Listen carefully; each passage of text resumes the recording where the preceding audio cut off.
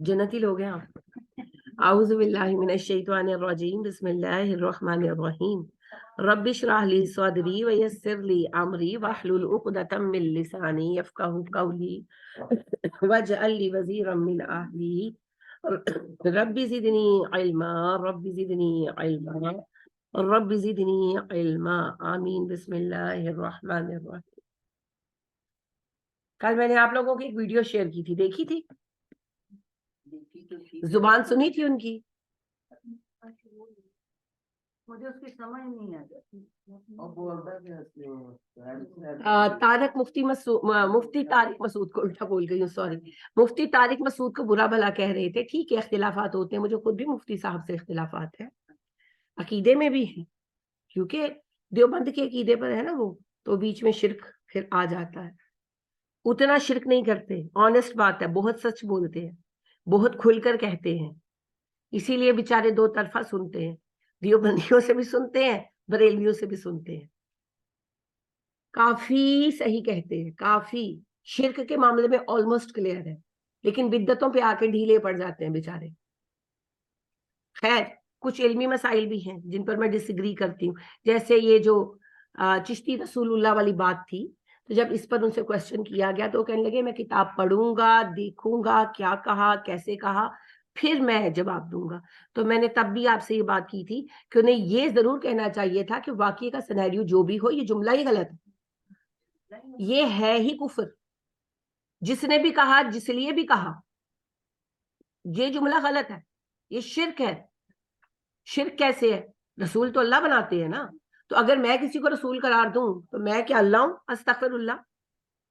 और उसके बाद कुफर है। कुफर कैसे है? जिसको अल्लाह ने नबी नहीं बनाया उसको नबी मानना और खत्म नबूवत के अकीदे का इनकार करना तो कुफर है, तो उसको डिनाई फौरन करना चाहिए था। तो इस तरह की कुछ बातें हैं, लेकिन बहरहाल अल्लाह ने तो हमें अदब ये सिखाया है कि जब आप दुश्मन यानी मुखालिफ, उनसे भी बात करें तो अखलाक से करें। मेरे बंदे वो हैं अल्लज़ीना यदरऊन सय्यअता बिल हसना, बुराई को अच्छाई से हटाते। अल्लाह ने हमें अदब सिखाया कि जिनको ये अपना रब बनाए हुए, इलाहा बनाए हुए, उनको भी गाली नहीं देना। तो हम तो फिर मुसलमान है ना, सब मुसलमान है। क्लेम तो सब वो लोग करते हैं, सबके पीछे नमाज पढ़े जी।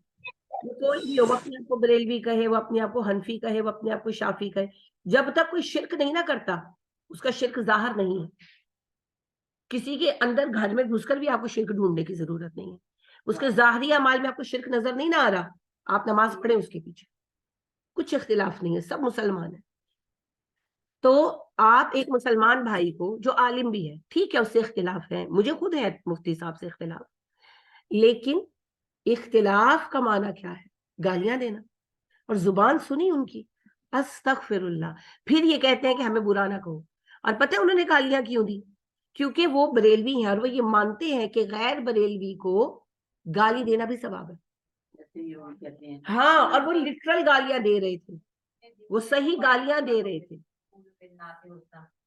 वो कूलुल नासी हुस्ना जो है ना, वो सिर्फ बरेलवी टू बरेलवी है, गैर बरेलवी को गाली दो। और मैंने आपको कहा आला हजरत अहमद रजा खान साहब का फतवा मौजूद है। जब उनसे पूछा गया कि जो गैर मुकल्लिद है, गैर बरेलवी है, क्या हम उसका ज़बीहा खा सकते हैं? ठीक है, उन्होंने कहा यहूदी और ईसाई का ज़बीहा खा सकते हो, वहाबी अहले हदीस, वहाबी देवबंदी, जी जी, वहाबी देवबंदी, दो ग्रुप उन्होंने बाकायदा मेंशन किए, वहाबी अहले हदीस। वहाबी देवबंद जो है ना, यहाँ पर दो तरह के ग्रुप्स हैं। एक जैसे मुफ्ती तारिक मसूद है कि ये शिरक के मामले में खुलकर कहते हैं कि सब शिरक है, उसका अल्लाह जजा देगा। दूसरा ग्रुप वो है जो बरेलवियों की तर्ज पर लगा हुआ है, तो इसीलिए उन्होंने मेंशन किया वहाबी अहले हदीस, वहाबी देवबंदी, सल्फी और गैर मुकल्लिद। गैर मुकल्लिद कौन होता है? जो ये कहता है कि मैं चार इमामों में से एक को क्यों फॉलो करूं, कुरान से आया कि हदीस से आया, क्यों मुझे बाउंड करते हो? मैं कुरान और सुन्नत को फॉलो करूंगा बस। जहां मुझे जरूरत पड़ेगी फिकी मशवरे की, मैं किसी भी आलिम को देख लूंगा। ये क्या है कि मैं लाजमी जो है वो हनफी बनूं या शाफी बनूं या हम्बली बनूं? सही कहते हैं कि गलत? सही कहते हैं। इनको गैर मुकल्लिद कहते हैं। गैर मुकल्लिद है जी, जी गैर मुकल्लिद है। इनका ज़बीहा हराम है क्योंकि ये बद अकीदा काफिर है। यानी ईसाई बेहतर है, यहूदी बेहतर है, हम उनसे गए गुजरे। क्यों? अब याद करें, अल्लाह पाक ने कहा, आप 30वें पारे में पढ़ते हैं, जब ये देखते हैं मोमिनों को तो कहते हैं इनसे अच्छे तो काफिर हैं ईमान के मामले में। और फिर अल्लाह तबसरा करते हैं, हमने क्या इन्हें इनके ऊपर थानेदार बनाया हुआ है? इन्ना लिल्लाहि व इन्ना इलैहि राजिऊन। ये बात ये है, कल भी मैं आपसे बात कर रही थी, हम जेहलम फतह करके आए हैं का जश्न था। आज आप देख रहे हैं इतनी नफरतों के साथ उम्मत को बांट कर, काफिर काफिर करके, उम्मत को टुकड़े टुकड़े करके आप कैसे काम कर सकते हैं? फलस्तीन बहुत दूर है। फलस्तीन पहले पाकिस्तान में तो एक हो लें, पहले पाकिस्तान में तो दीन कायम कर लें। कल एक साहब ने मुझसे बात की और बड़ी सच्ची बात की।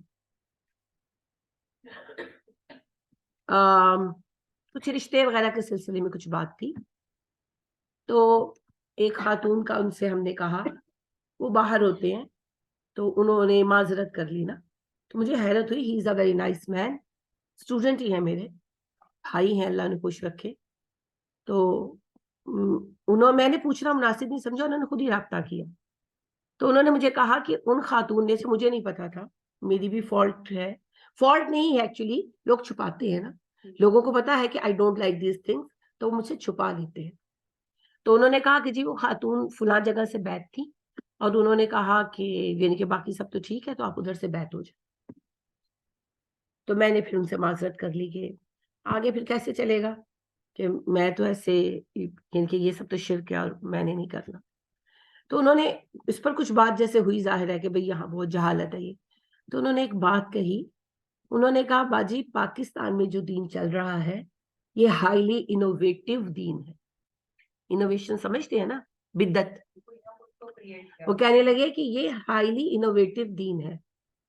मैं जो दीन मुस्लिम इलाकों में, जो रियल मुस्लिम इलाके हैं अरब, मैं वहां देखता हूं, उसका एक हिस्सा भी पाकिस्तान में नजर नहीं आता। बहुत बड़ी बात कही है उन्होंने, पर सच कही है। और पाकिस्तान में कदम कदम पर शिर्क है। इस शिर्क के साथ, इस नफरत के साथ आप दीन का काम करेंगे? आप दुनिया में पाकिस्तान को या मुस्लिम उम्मा को इमामत पर खड़ा करेंगे और उसके साथ फिर ये जुमला कि पाकिस्तान इस्लाम का किला है? नहीं जी, पाकिस्तान इस वक्त शिर्क का मरकज है। कोशिश करें, मेहनत करें, कुर्बानी दें, बेशक वो कुर्बानी जान की क्यों ना हो। जब पाकिस्तान तौहीद का मरकज बनेगा तब सर उठाकर कहिएगा कि पाकिस्तान इस्लाम का किला है। हम तो अभी अपनी आजादी के पहले मरहले में खड़े हैं। पाकिस्तान का मतलब क्या? ला इलाहा इल्लल्लाह। हमने मुल्क ले तो लिया, हम अभी तक ला इलाहा इल्लल्लाह कायम नहीं कर पाए। जिना जो हमारे लीडर थे उस टाइम, उन्होंने क्लियरली कहा था और एक से जायद बार कहा था कि हम एक सिर्फ जमीन का टुकड़ा नहीं चाहते, हम एक ऐसी तजर्बागाह चाहते हैं बनाना जहां हम इस्लाम के उसूलों का अमली तजर्बा लोगों को करके दिखा सकें।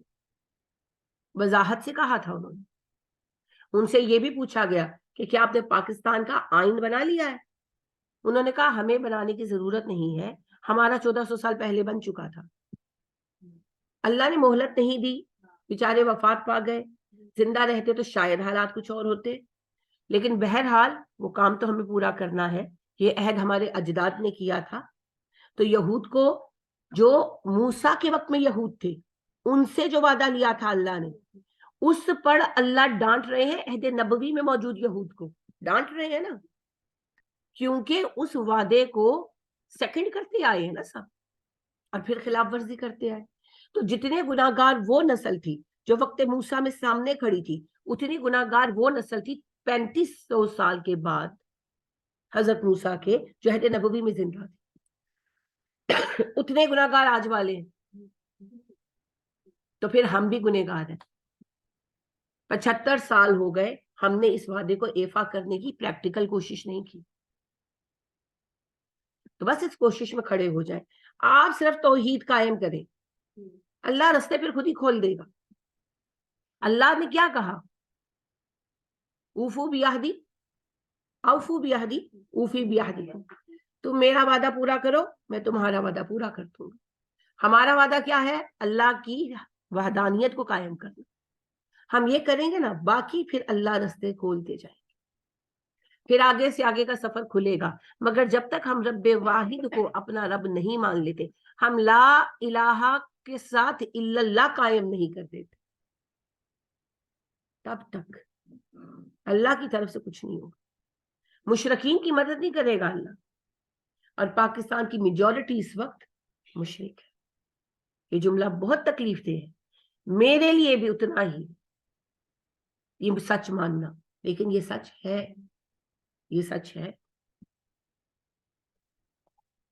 ایک نو مسلم سے پوچھ کر دیکھیے, کبھی کوئی یہودی کوئی عیسائی جو مسلمان ہوا ہو, کبھی اس سے پوچھ کر دیکھیے کہ وہ ہمیں کیا سمجھتے ہیں, اور وہ صحیح سمجھتے ہیں, وہ صحیح سمجھتے ہیں, وہ ہمیں مشرک کہتے ہیں, اور وہ صحیح کہتے ہیں کیونکہ وہ قرآن پڑھ کر مسلمان ہوئے ہیں نا, تو وہ اسلام کی بنیاد کو سمجھتے ہیں.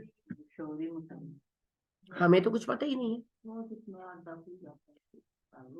روز ایک نئی کہانی ہے, روز ایک نئی کہانی ہے, اور ایسی کہانیاں ہیں نا کہ یقین کریں دل دہلتا ہے.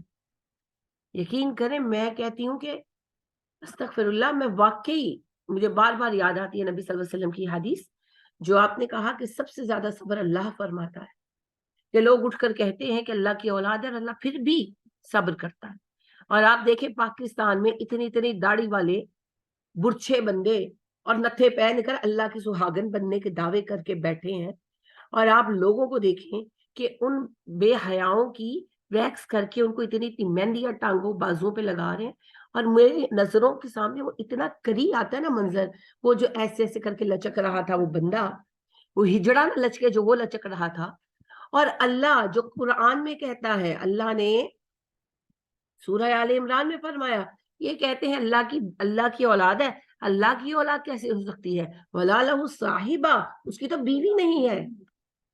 اللہ کو کیسا غضب آتا ہوگا یہ دیکھ کر, کیسا غضب آتا ہوگا, اور پھر اللہ کس قدر صبر سے کام لیتے. کہاں سے ہمارے اوپر برکتیں اور رحمتیں آ جائیں گی. استغفر اللہ, استغفر اللہ. میں پھر کہتی ہوں, پھر آؤٹ آف دا کانٹیکسٹ نہ کوئی میری بات کو لے کہ پھر ہندو ہم سے زیادہ سمجھدار ہے, کم از کم انہوں نے بیویاں تو چج کی بنائی ہیں اپنے بھگوانوں کی. یہاں تو پتہ نہیں کیا مچا رکھا ہے, گند مچا رکھا ہے. تکلیف ہوتی ہے, تکلیف ہوتی ہے. اور آپ دیکھیں گے کہ غیر مسلم کو, یہ غیر مسلم جیسے یہ میرا ڈرائیور ہے کیسر, ویسے ٹائم ٹو ٹائم کہتی رہتی ہوں کیسر مسلمان ہی ہو جائے, بہت اچھا بندہ تھا, میں اس کو کہتی ہوں صرف کلمہ ہی پڑھ لو. تو یہ جب ایسے بابوں کو دیکھے گا تو یہ کیا سوچے گا کہ اے ہو جب بندے علی میں مسلمان ہو جا, میرا دین نہیں چنگا.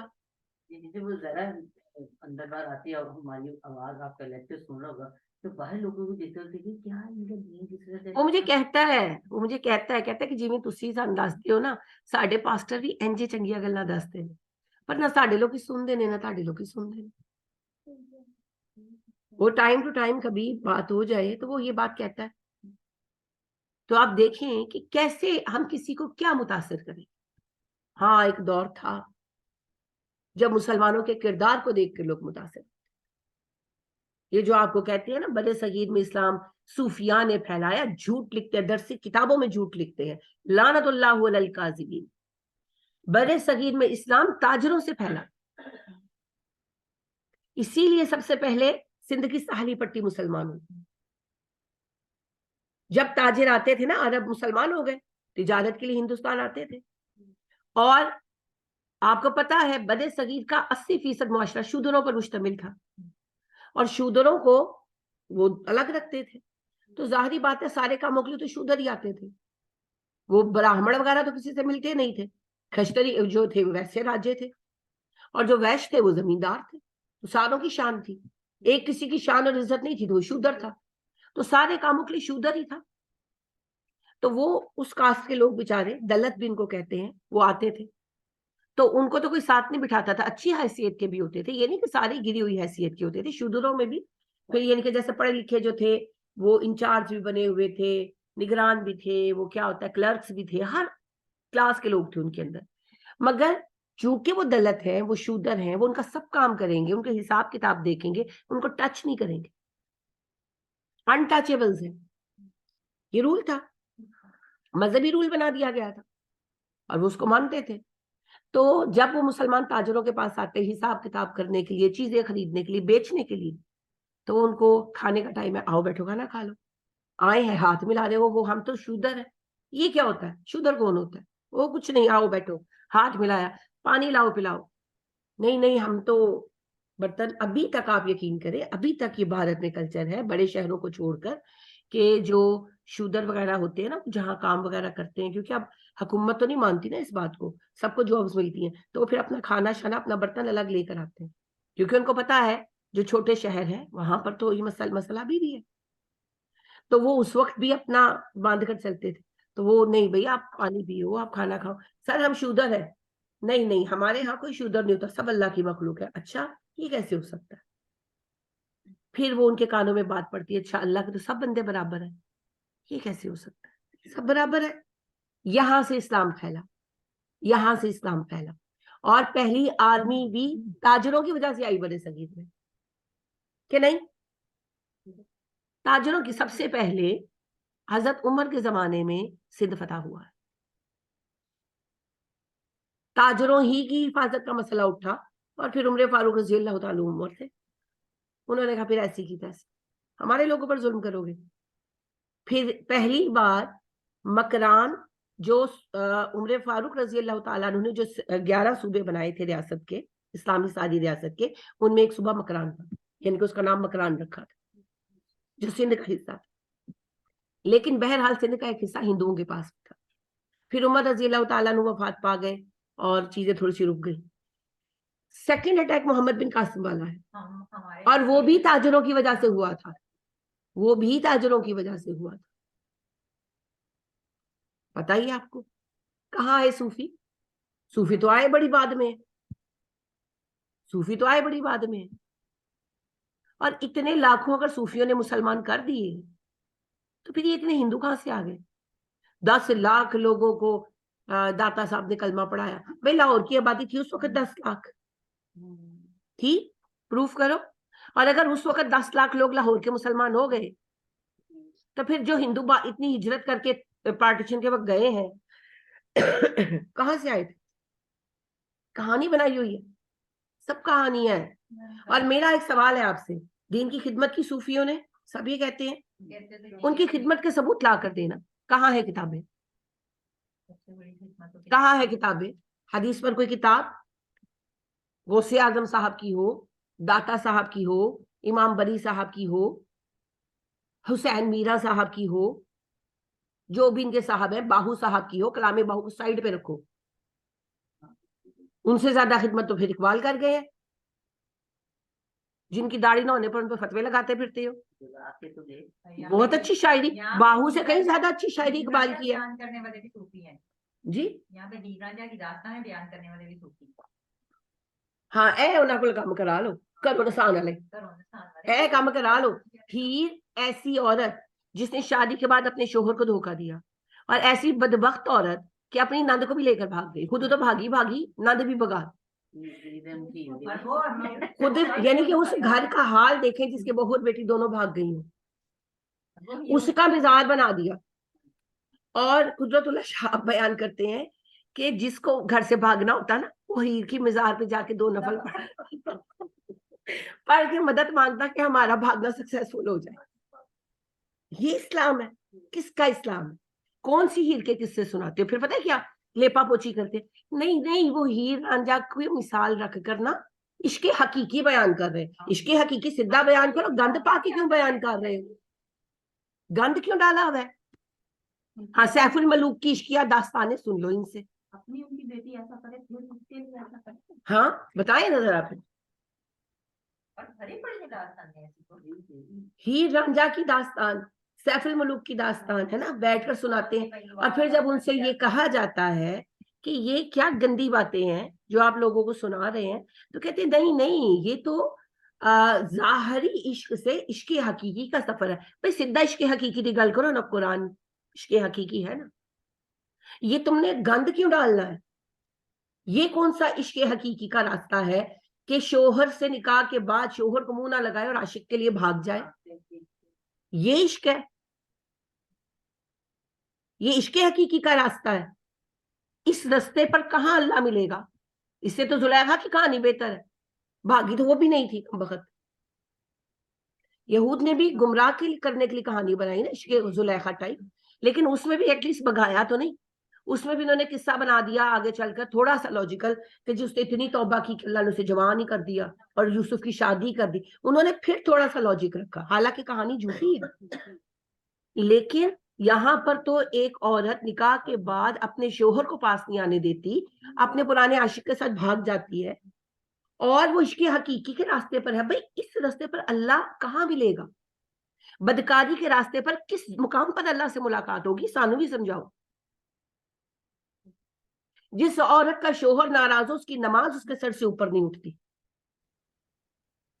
کہاں وہ عورت جو نکاح میں ہوتے ہوئے کسی ایک کے گن کسی دوسرے کے گائے؟ بکواس باتیں. پھر کہتے ہیں صوفیوں نے دین پھیلایا. لاؤ نا بھائی، کہاں ہے کتابیں؟ کہاں ہے کتاب؟ داستان نہیں لکھنی پڑی ہے قدم قدم سے. داستان سیف الملوک اٹھا کر دیکھیں، اتنی بےہودہ عشق کی داستان ہے. میرا سوال وہی ہے، کسی کے کام کے آثار نہیں مٹتے؟ جی مٹتے ہیں، نہیں مٹتے. یہ کتنی گالیاں دیتے ہیں مولانا محمد بن عبد الوہاب کو، انہی کی نفرت میں ہمیں وہابی کہتے ہیں نا. ہم تو خیر الوہاب جو ہمارا رب ہے ہم تو اسی کے نام سے منسوب خود کو کرتے ہیں، یہ ہمیں اس سے منسوب کرتے ہیں. خیر وہ بھی بری نسبت نہیں ہے. آپ جا کر دیکھیں اس بندے کی کتابیں ہیں، آپ کہیں بھی جائیں، آپ نیٹ پر جائیں، آپ لکھیں اردو میں لکھیں تصنیفات محمد بن عبد الوہاب، انگلش میں لکھیں بکس آف محمد بن عبد الوہاب، لکھیں آپ انگلش میں لکھیں رائٹنگز آف محمد بن عبد الوہاب، آپ عربی میں لکھیں. کتابیں ہیں، سیریز موجود ہے، آپ خود اٹھا کے پڑھیں اور فیصلہ کریں سچ لکھا ہے جھوٹ لکھا ہے. کسی کی بھی بات کر لیں، امام بخاری ہیں، ان کا کام کھول کر دیکھ لیں، آپ کو پتہ چل جائے گا کیا کیا کیا نہیں کیا. ہر بندے کا کام ہے نا. یہ تو بڑے لوگ ہیں، ہم عام جو لوگ ہیں آج کل کے جتنے بھی لوگ ہیں، ڈاکٹر ذاکر نائک ہے، ان کا لیکچر کھول کر سن لیں، ان کی کتاب پڑھ لیں، پتہ لگ جائے گا کیا کام کر رہے ہیں. الیاس اتار قادری صاحب، جن کے کام کو میں سب سے زیادہ ناپسند کرتی ہوں، آپ ان کا کام کھول کر دیکھ لیں، کتابیں بھی ہیں ان کی، تقریریں بھی ہیں، دیکھ لیں، آپ کو خود پتہ لگ جائے گا کیا کیے. تو ہر بندے کے اثر ہوتے ہیں نا، آثار ہوتے ہیں. ان کی کتابیں موجود ہیں، ذرا ڈھونڈے کہاں ہے حدیث کی کتاب، کہاں ہے قرآن پر مشتمل کوئی کتاب، کہاں ہے اصلاح کی کوئی کتاب. بس کہانیاں لے لو بابوں کی ان سے.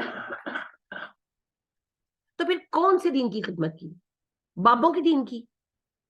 اقبال کہتے ہیں نا، پرواز ہے دونوں کی اسی ایک جہاں میں، کرگس کا جہاں اور ہے شاہی کا جہاں اور. تو بھیا، اور آگے اقبال کہتے ہیں الفاظ و معنی میں تفاوت نہیں، لیکن ملا کی اذا اور مجاہد کی اذا اور. میں کہتی ہوں الفاظ و معنی میں تفاوت نہیں، لیکن اللہ کا قرآن اور ہے بابوں کا قرآن اور. جو اللہ نے دین سکھایا وہ کچھ اور ہے، جو بابے سکھا رہے ہیں وہ اور ہے. اور اللہ اسلام کا خدا اور ہے، بابوں کا خدا اور. ہر چیز انہوں نے اپنی من مرضی ڈالی ہوئی ہے. جھوٹ بولا ہے آپ سے. اگر آپ واقعی دنیا کے لیے اسلام کے لیے کچھ کرنا چاہتے ہیں، سب سے پہلے پاکستان کو مسلمان کیجیے. کیونکہ جب کوئی اسلامی جمہوریہ سوچ کر یہاں آتا ہے تو اسلام کا جو چہرہ اس کے سامنے آتا ہے، وہ جو بدنامی اسلام کی ہوتی ہے، اس کی ساری لعنت ہمارے سروں پر، وعدہ پورا نہ کرنے کا سارا بوجھ بھی ہمارے سروں پر. تو پہلے پاکستان کو مسلمان کریں، اس کے بعد آگے بات چلے گی، پھر آگے کچھ ہو سکے گا۔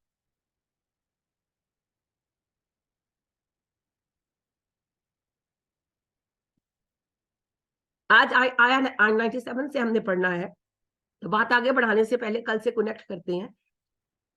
حضرت حسین رضی اللہ تعالیٰ عنہ کی میں نے آپ سے بات کی تھی، اور حسین رضی اللہ تعالیٰ عنہ کا اور ہمارے مسائل کے خاص تعلق ہے۔ ایک تو ہمارا ان سے محبت کا تعلق ہے نا، ہمارے نبی کے نواسے ہیں، ہمارے پیارے حسین ہیں، وہ تو ہے، ہمارے حالات سے بھی ان کا ایک خاص تعلق ہے۔ تو چلیے ذرا میرے سوال کا جواب دیجیے، جلدی جلدی دیجیے گا، اور سوچ کر دیجیے گا، رٹے رٹائے جواب مجھے نہ دیجیے گا۔ حسین رضی اللہ تعالیٰ عنہ نے جو تحریک چلائی، ایک تحریک چلائی تھی نا، کیوں چلائی تھی؟ کیا مسئلہ تھا انہیں؟ حکومت کے خلاف کھڑے ہوئے تھے، حکومت وقت کے خلاف کھڑے ہوئے تھے، کیوں کھڑے ہوئے تھے؟ ریزن کیا تھی؟ جلدی جلدی بتائیں، گھنٹہ نہیں لگانا جی۔ خبر ملی تھی کہ اسلام کے خلاف باتیں ہو رہی ہیں، اسلام کے وہ ایسی فطرت میں پڑ گئے ہیں کہ جا کر خود ان کو دیکھو، ان کی اصلاح کرو۔ جی ان کو یہی پتا چلا تھا کہ وہاں پہ لوگ جو ہیں، وہ جو حکومت ہے وہ اینٹی اسلام ہو رہی ہے، ان کی اسلام کی ضرورت۔ کیا ہوا تھا؟ کیا اینٹی اسلام ہوا تھا؟ اسلام کا قانون ختم کر دیا گیا تھا، شراب حلال کر دی تھی، ناچنا شروع کر دیا تھا، سود کا نظام لے آئے تھے۔ ہوا کیا تھا؟ خلافت ختم کی تھی، کیا کیا تھا؟ کیا تھا؟ یہ تو وہی بات ہے نا جو آپ بچپن سے سنتے آ رہے ہیں۔ بچپن سے حضرت حسین کے قصے میں یہ بات آ جاتی ہے کہ جی اسلام کے خلاف جا رہا تھا معاشرہ، تو حسین رضی اللہ تعالیٰ عنہ کھڑے ہوئے۔ اوکے، ہم نے مان لیا۔ بھئی سوال یہ ہے، ہوا کیا تھا؟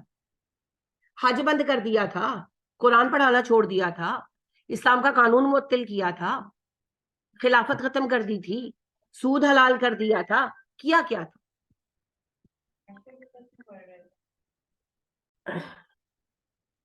بچپن سے یہی بات سنتے آ رہے ہیں، اسلام قائم کرنے کے لیے حضرت حسین رضی اللہ تعالیٰ عنہ اٹھے۔ ٹھیک ہے، کوئی ڈس ایگریمنٹ نہیں، کوئی وضاحت تو کریں کیا ہوا تھا اسلام کو۔ حضرت حسین رضی اللہ تعالیٰ عنہ کی شہادت کس سال میں ہوئی؟ ہجری کا کون سا ایئر تھا؟ 61، آلموسٹ ٹھیک کہا آپ نے، 61۔ تو نبی صلی اللہ علیہ وسلم کی وفات کو ابھی 61 ایئرز ہوئے تھے، 51 ایئر ہوئے تھے، 51 ایئر ہوئے تھے۔ تو 50 سال میں کیا بگڑا تھا؟ اور ابھی صحابہ کو تو گزرے کوئی زمانہ ہی نہیں ہوا تھا خاص، اور صحابہ کی تو ایک بڑی تعداد موجود تھی، خلفائے راشدین نہیں رہے تھے، صحابہ کی تو بہت بڑی تعداد موجود تھی۔ ہوا کیا تھا؟ اسلام کا قانون معطل ہو گیا تھا، قرآن معطل ہو گیا تھا، کیا کر دیا تھا؟ کیوں اتنا بڑا سٹیپ لیا تھا حسین رضی اللہ تعالیٰ عنہ نے؟ ریزن تو لائے سامنے۔ اقربا پروری بھی اس میں آ گئی کہ انہوں نے اپنے بیٹے اقربا پروری تو حضرت عثمان رضی اللہ تعالیٰ عنہ پر زیادہ بڑا الزام ہے۔ بھئی آپ کے پاس پیسے لٹائیں اپنے رشتہ داروں پر، کیا گناہ ہے؟ اگر آپ کے پاس پیسے ہیں اور آپ ان پیسوں سے آرام دہ زندگی گزارتے ہیں تو کیا گناہ ہے؟ گناہ ہے۔ امیر معاویہ نے تو آرام دہ زندگی گزاری، سب سے پہلے کس خلیفہ نے آرام دہ زندگی گزاری؟ عثمان نے۔ یہی الزام لگایا گیا تھا نا ان پر کہ تم تو عیش کرتے ہو، انہوں نے کہا اپنے پیسوں سے کرتا ہوں، اپنے پیسوں سے کرتا ہوں، نبی صلی اللہ علیہ وسلم کے زمانے میں بھی کرتا تھا، آپ نے تو مجھ پہ اعتراض نہیں کیا۔ تو حلال پیسے سے امیر معاویہ رضی اللہ تعالیٰ عنہ کی بھی جو تنخواہ تھی اور جو ان کو جائیداد ملی تھی، جب کوئی بندہ کوئی علاقہ فتح کرتا تھا تو عمر فاروق رضی اللہ تعالیٰ عنہ اس کو کچھ نہ کچھ پھر ریوارڈ دیتے تھے، تو علاقہ کچھ مل جاتا تھا، اس کا تو جاگیر ملی ہوئی تھی انہیں بھی، ان کی آتی تھی انکم، وہ اس انکم سے ایک اچھی زندگی گزارتے تھے۔ کیا خرابی ہے اس کے اندر؟ وہی آگے پھر ملی یزید کو، اور یزید نے پرسنلی بھی فتوحات کی تھی، ان کو اس کا حصہ بھی ملا ہوا تھا، اپنا پرسنل بھی ان کا حصہ تھا، تو وہ اس سے اگر ایک آرام دہ زندگی بسر کر رہے تھے تو اس میں کسی کا کیا مسئلہ تھا؟ کوئی مسئلہ نہیں تھا۔ تو پھر مسئلہ تھا کیا؟ مسئلہ تھا کیا؟ بتائیں۔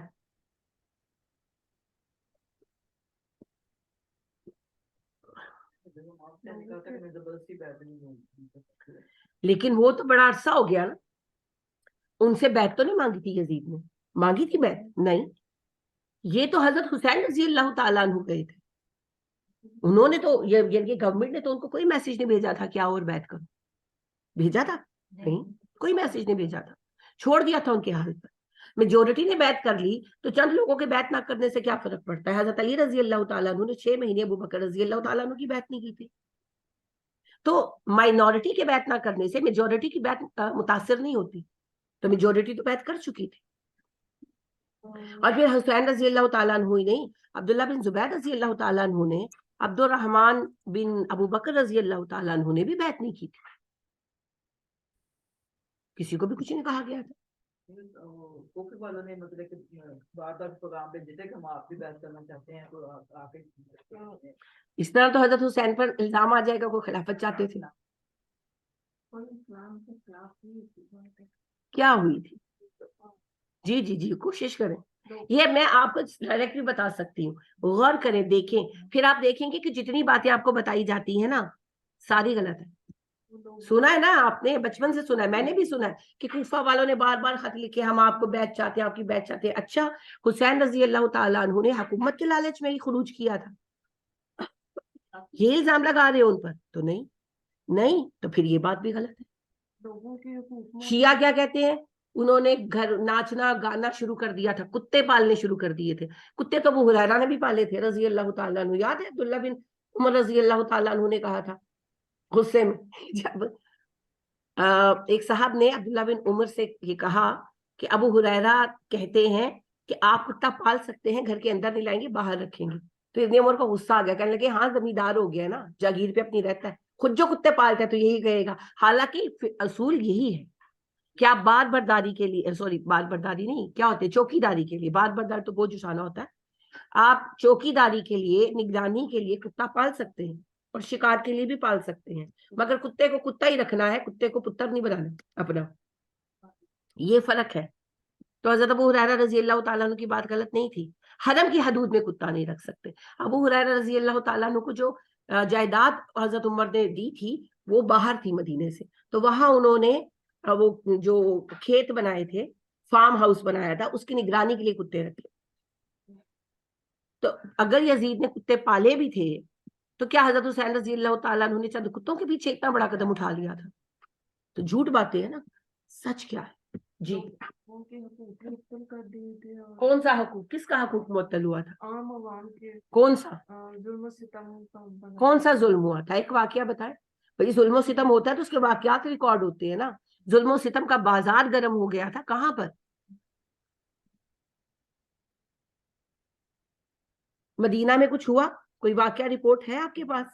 मक्का में कुछ हुआ, शाम में, तो फिर कितने हो यार, जुल्म सितम का ये बाजार कहाँ गर्म हुआ था? आप तकरीरों में यही सुनते हैं, मैं भी सुनती आई हूँ, किताबों में पढ़ते आए हैं, यजीद ने जुल्म सितम का बाजार गर्म कर दिया था। भाई कहाँ किया था? शाम में नहीं, मिस्र में नहीं। वो इतनी मकबूलियत का हामिल था बहैसियत हाकिम कि इतने बड़े वाकये के बाद भी सिवाय हरमैन के उसके खिलाफ कोई खड़ा नहीं हुआ। फिर ये तारीख है, आप जुटला नहीं सकते। हरमैन वाले भी इसलिए खड़े हुए कि हुसैन रजी अल्लाह तआला अन्हु की शौकत को जानते थे, उनके मकाम को पहचानते थे। आमतुल मुस्लिमीन चुप हो गए थे, डर से चुप नहीं हुए थे, ये भी याद रखिएगा। सवाल किस चीज का था? बस यही आप गौर करेंगे ना तो आपके सारे सियासी सिनेरियो का हल आपकी नजरों के सामने होगा।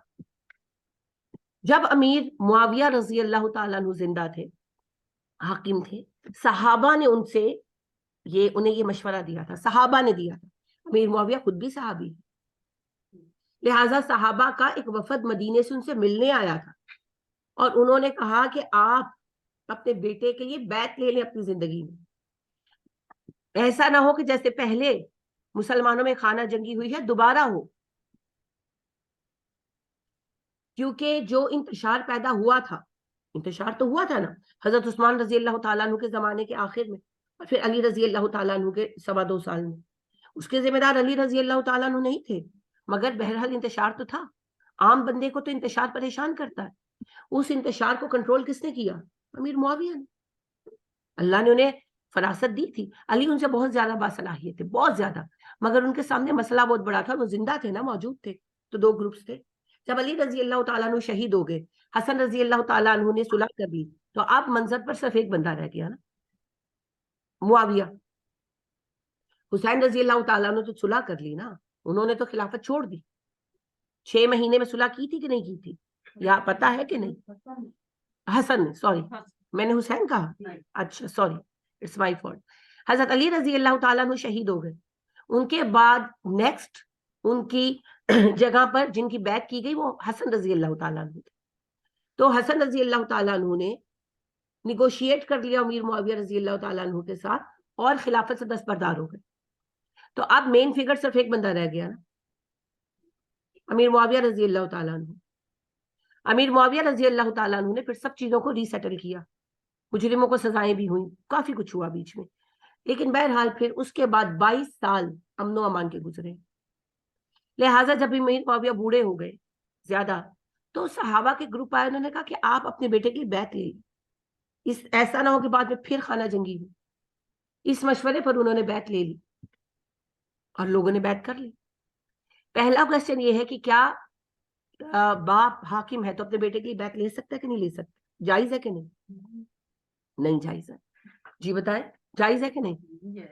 हकदार होगा तो फिर ही है ना, जरूरी नहीं कि बाप अगर इतना हो तो बेटा भी उतना ही। नाजायज होने की रीजन बताएं, दलील लाएं। वो खुद बैठ लेते हैं ना। वो खुद मौजूद थे, वो अमेरिका गए हुए थे, वहीं पर मौजूद थे।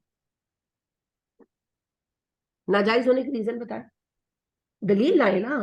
जानशीनियां नहीं है ना इस तरह की। किसी को नॉमिनेट करना जानशीनी तो नहीं, उन्होंने मशवरा नहीं किया होगा सर। तो बैत कैसे ले ली? कमरे में घुस के? बैत तो पब्लिक में ली जाती है, पूरी पूरी इस्लामी हुकूमत से पूरी जो थी रियासत सब जगहों से बैत ली थी, तो पोशीदा ले ली थी कैसे? हजरत उमर फारूक रजी अल्लाह ताला अन्हु जब थे कुमार, यानी कि जब उन पर अटैक हुआ और जख्मी थे, उनसे आकर कहा नहीं गया था कि अब्दुल्ला बिन उमर को खलीफा बना दे? तो उमर ने कहा था कि ये हराम है, कहा था? उन्होंने कहा था जो बीवी नहीं संभाल सकता हुकूमत संभालेगा, मैंने नहीं बनाना। अबू बकर से कहा गया था अपने बेटे अब्दुर्रहमान को खलीफा बना ले। अब्दुर्रहमान के बारे में भी अबू बकर ने ऐसा ही कमेंट किया था, क्योंकि उनको पहले भी डांट पड़ चुकी थी, जिहाद पे नहीं जाते थे। तो आपने पूछा तुम जिहाद पे नहीं जाते? वो कहने लगे मेरी बीवी का दिल बड़ा नाजुक है, वो रोने लगती है, डिप्रेस हो जाती है, उन्होंने कहा तलाक दे दो। तो वो नाराज हुए, कहने लगे जो बीवी की बात टालने की औकात नहीं रखता उसे तुम्हारा हाकिम बना दो। तो नॉमिनेट करने का हक तो है ना। क्या अबू बकर ने उमर को नॉमिनेट नहीं किया था? किया था ना। उमर ने अपने बेटे की नॉमिनेशन के मशवरे पर यह नहीं कहा था कि बेटे को नॉमिनेट करना जायज नहीं है, उन्होंने ये कहा था कि मेरा बेटा इस लायक नहीं है। हालांकि वो लायक थे या नहीं वो मुझे नहीं पता, वो तो अल्लाह बेहतर जानते। और नॉमिनेट तो उन्होंने भी किया था ना 6 लोगों को, और उन्होंने कहा भी था कि अगर आज अबू उबैदा जिंदा होते तो मैं उन्हें हाकिम बनाकर फारिग हो जाता।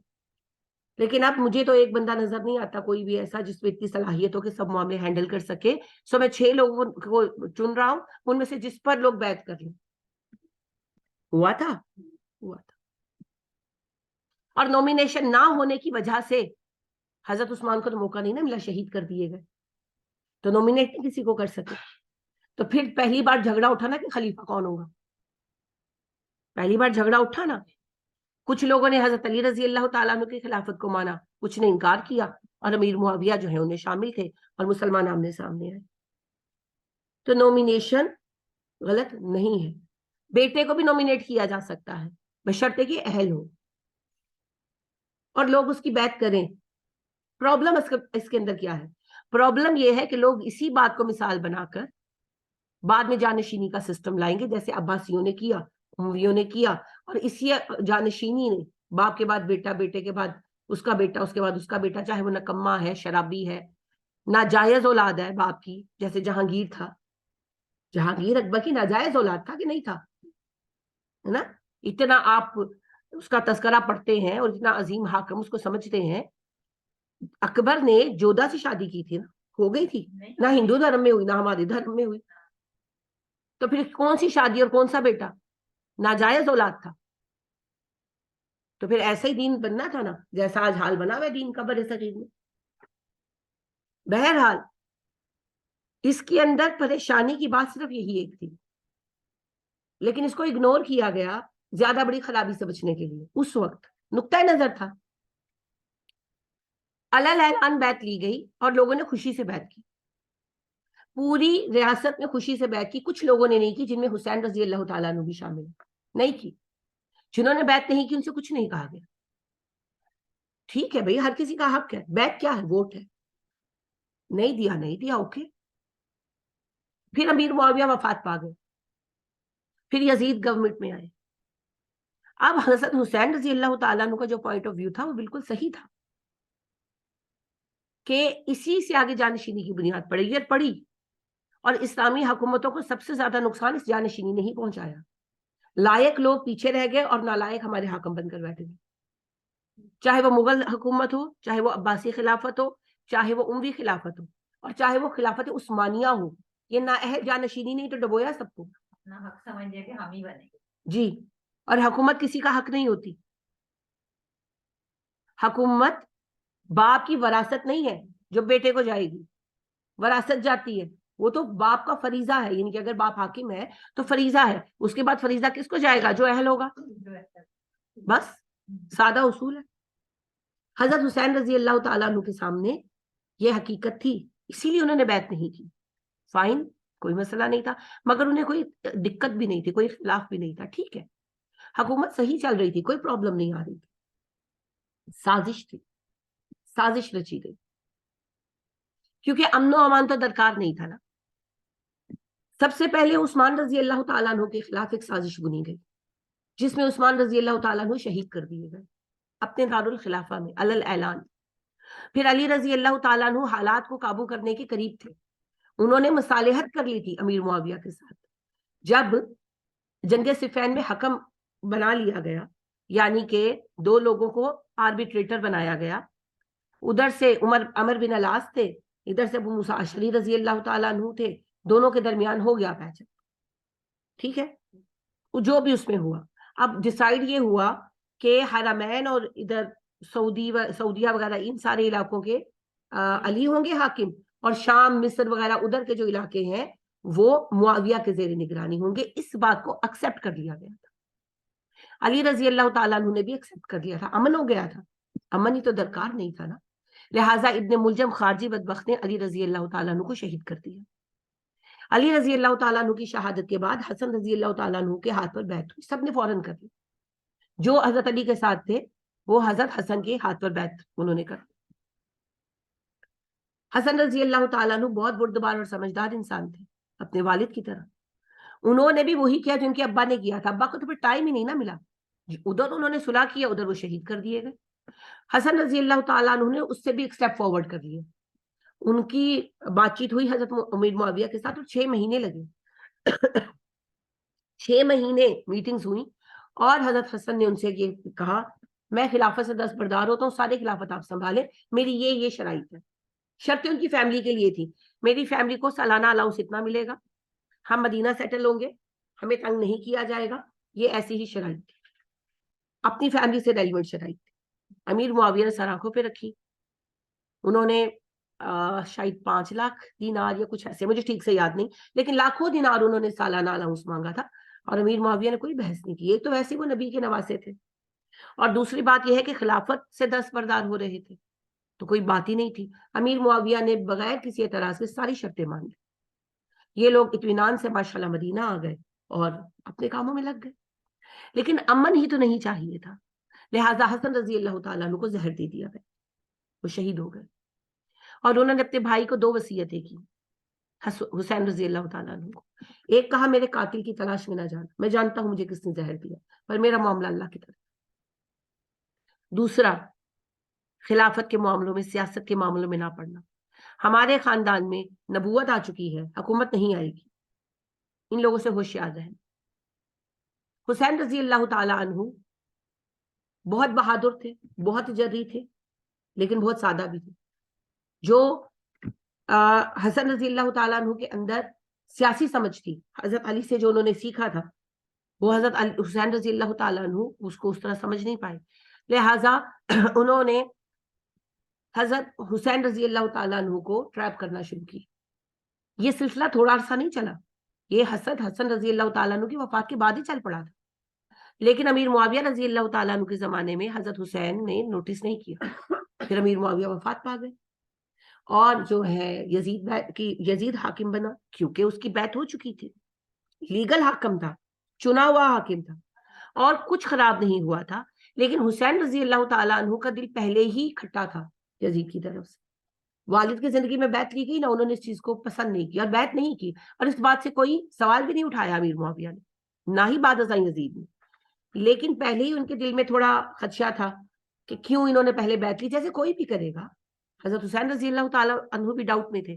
फिर इन लोगों के ये खतूत और इनकी ये बातें, अहले कूफा के खतूत, अहले कूफा के वफद।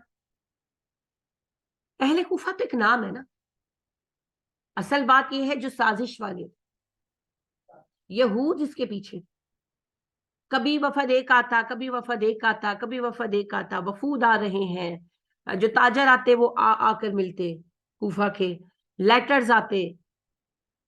हजरत हुसैन रजी अल्लाह ताला अन्हु का जुमला है कि मेरे पास 10,000 खतूत है कूफियों के।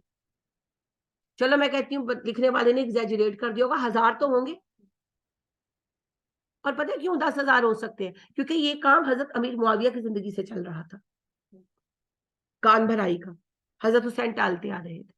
फिर पता नहीं इन्होंने क्या लगाई बुझाई ऐसी की जिस पर हुसैन रजी अल्लाह ताला अन्हु सीरियस हो गए, लेकिन उनको लगा कि वाकई ये गलत है। अब ये बातें तो हजरत हुसैन रजी अल्लाह ताला अन्हु के साथ छुप गई ना।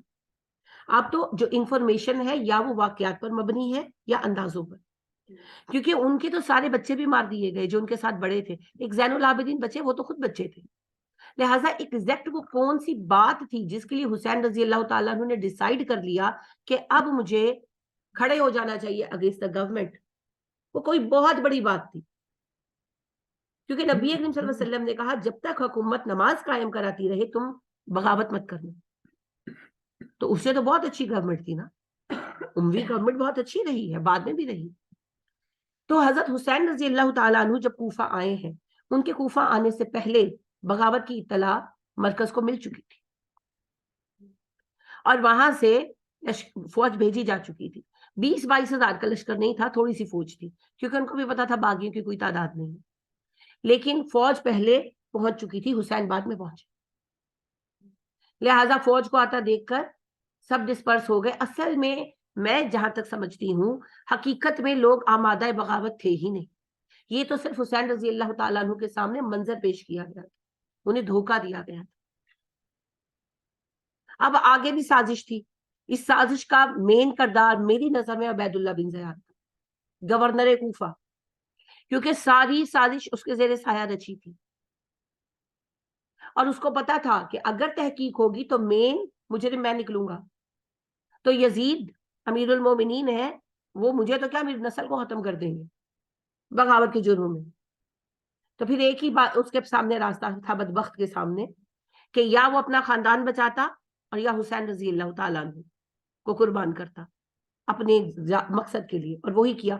दूसरी बात ये कि उनकी साजिश यही थी ना, उन्हें भी पता था कि हुसैन रजी अल्लाह ताला अन्हु निकलेंगे तो कामयाब नहीं हो पाएंगे, क्योंकि आर्मी फोर्स सब तो गवर्नमेंट के पास थी। और उनको ये भी पता था कि हुसैन रजी अल्लाह ताला अन्हु जो है उनके साथ तो कोई सीरियस लोग हैं ही नहीं, आम लोग भी सीरियसली साथ नहीं है। ये तो इन्होंने रेत का महल बनाया था।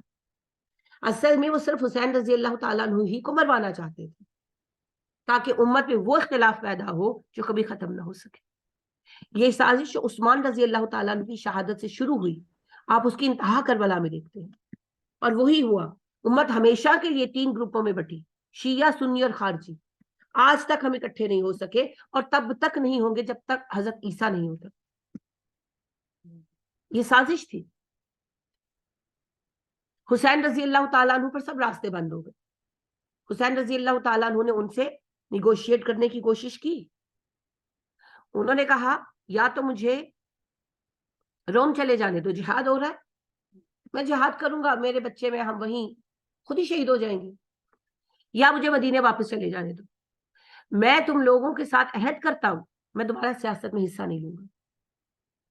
तीसरा ऑप्शन, मुझे शाम ले चलो, मैं यजीद से खुद बात कर लूंगा। कौन थे यजीद? कजन थे ना हजरत हुसैन के।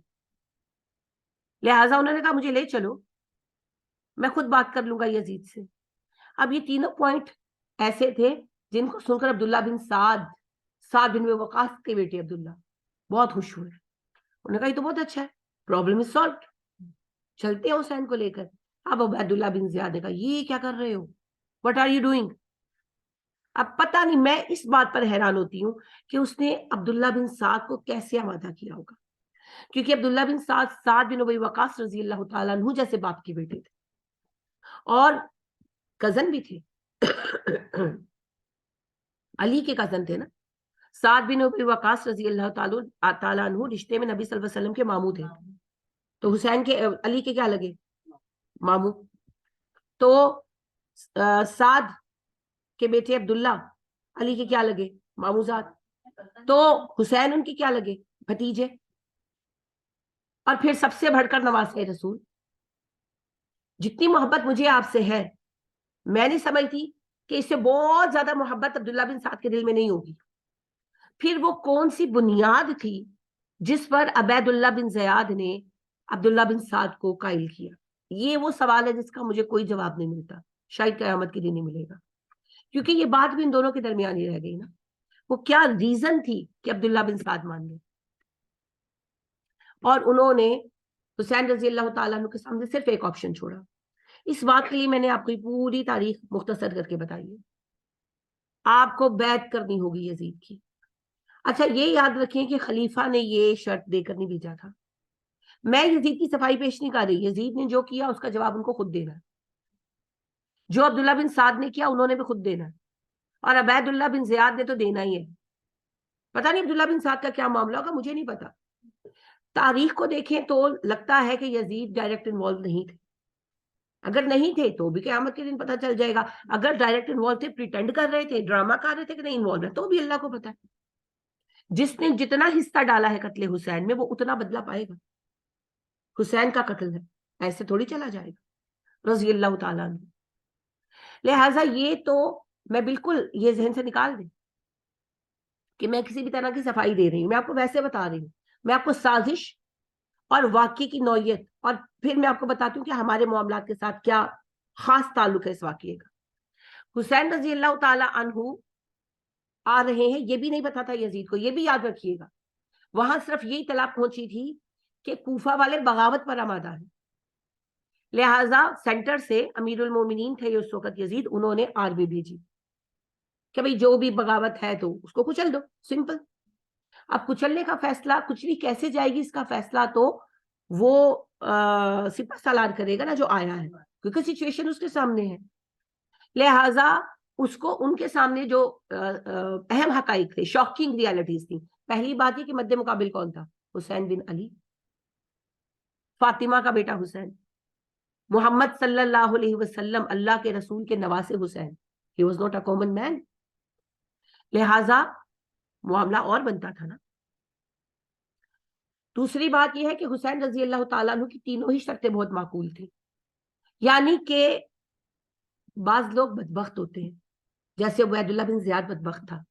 اگر حسین رضی اللہ تعالیٰ عنہ کو یہ مدینہ ہی واپس جانے دیتے تو کیا حضرت حسین رضی اللہ تعالیٰ عنہ نے یزید کو جا کر کچھ کہنا تھا؟ کچھ بھی نہیں کہنا تھا نا. تو اس بدبخت نے بھی بچ جانا تھا. لیکن اصل میں ان کو پیسہ کس بات کا دیا گیا تھا؟ حسین رضی اللہ تعالیٰ عنہ کو مسلمانوں کے ہاتھوں مروانے کا, تاکہ مسلمان تقسیم ہو. کیونکہ حضرت عثمان کی وفات سے بھی وہ مسئلہ حل نہیں ہو سکا تھا ان کا. مسلمانوں کی یونٹی, اتحاد ان کا مسئلہ تھا نا. حضرت عثمان رضی اللہ تعالیٰ عنہ کی شہادت سے بھی وہ نہیں پا سکے. علی رضی اللہ تعالیٰ عنہ کو مروایا ہی مروایا بدبختوں نے, لیکن وہ خارجی نے مارا.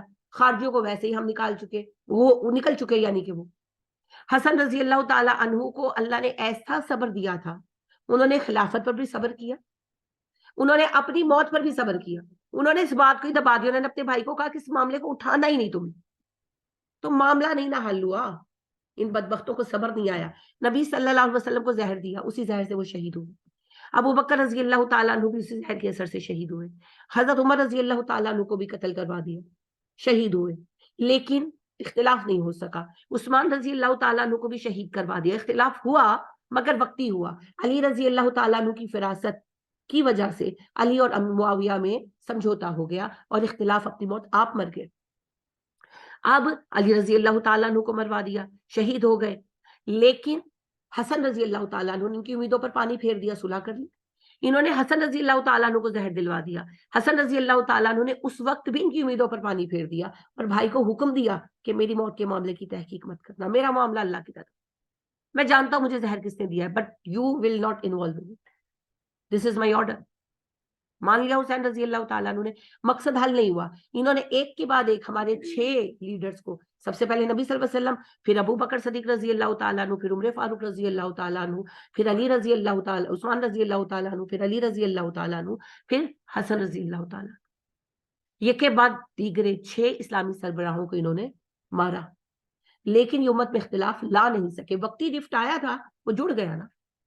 اگلے 22 سال حضرت علی رضی اللہ تعالیٰ عنہ کی شہادت کے بعد اگلے 22 سال امیر معاویہ کی حکومت رہی ہے, اور جو ہے 22 سال اور پھر تقریباً 4 سال اور کچھ مہینے یزید کی گورنمنٹ رہی ہے, جس میں سے پہلے 2 سال یعنی کہ پہلے 2 سال میں یہ حضرت حسین کی شہادت کا واقعہ پیش نہیں آیا تھا, ٹھیک ہے.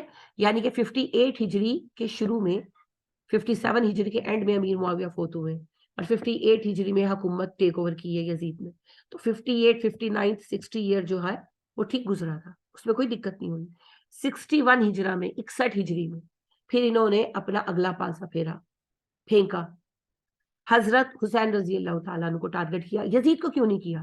یزید کے مرنے سے اختلاف نہ ہوتا.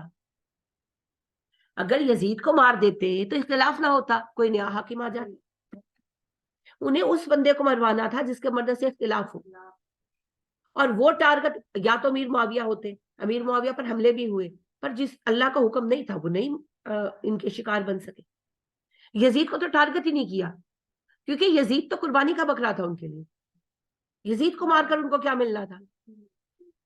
ہاں, کوئی اور حاکم آ جاتا. ہاں, فرق پڑتا حسین رضی اللہ تعالیٰ عنہ کے قتل کیے جانے سے. لہٰذا یہ بدبخت ٹولہ جس کا سردار عبید اللہ بن زیاد تھا, یہ ٹولہ خریدا ہی اسی لیے گیا تھا کہ حسین کو قتل کرنا ہے, چھوڑنا نہیں ہے. لہٰذا حسین رضی اللہ تعالیٰ عنہ نے جو تینوں باتیں رکھی وہ انتہائی معقول تھی. اور جس وقت آپ تاریخ اٹھا کر دیکھیں, جس وقت حسین رضی اللہ تعالیٰ عنہ نے عبداللہ بن سعد کو بلا کر یہ ڈسکشن کی ہے, ہی واز ویری ہیپی, اور یعنی وہ خوش باہر آئے. اور عبید اللہ بن زیاد جو سیکنڈ ان کمانڈ تھا, یعنی کہ حکومت کی طرف سے سپریم کمانڈر اس لشکر کے عبداللہ بن سعد تھے, اور عبداللہ بن سعد کو مدد کرنے کا آرڈر عبید اللہ بن زیاد کو دیا گیا تھا, اور کہا گیا تھا ان سے مشورہ کر کے کام کرنا. کیوں کہا گیا تھا؟ گورنر تھا نا, وہاں کے معاملات جانتا تھا. اور پھر یہ گئے ہیں عبید اللہ بن زیاد کے خیمے میں, اور عبید اللہ بن زیاد کے ساتھ بات کی ہے. پھر وہاں پہ کیا بات ہوئی ہے وہ صرف اللہ جانتا ہے, وہ تاریخ کے صفحات میں نہیں ملتی.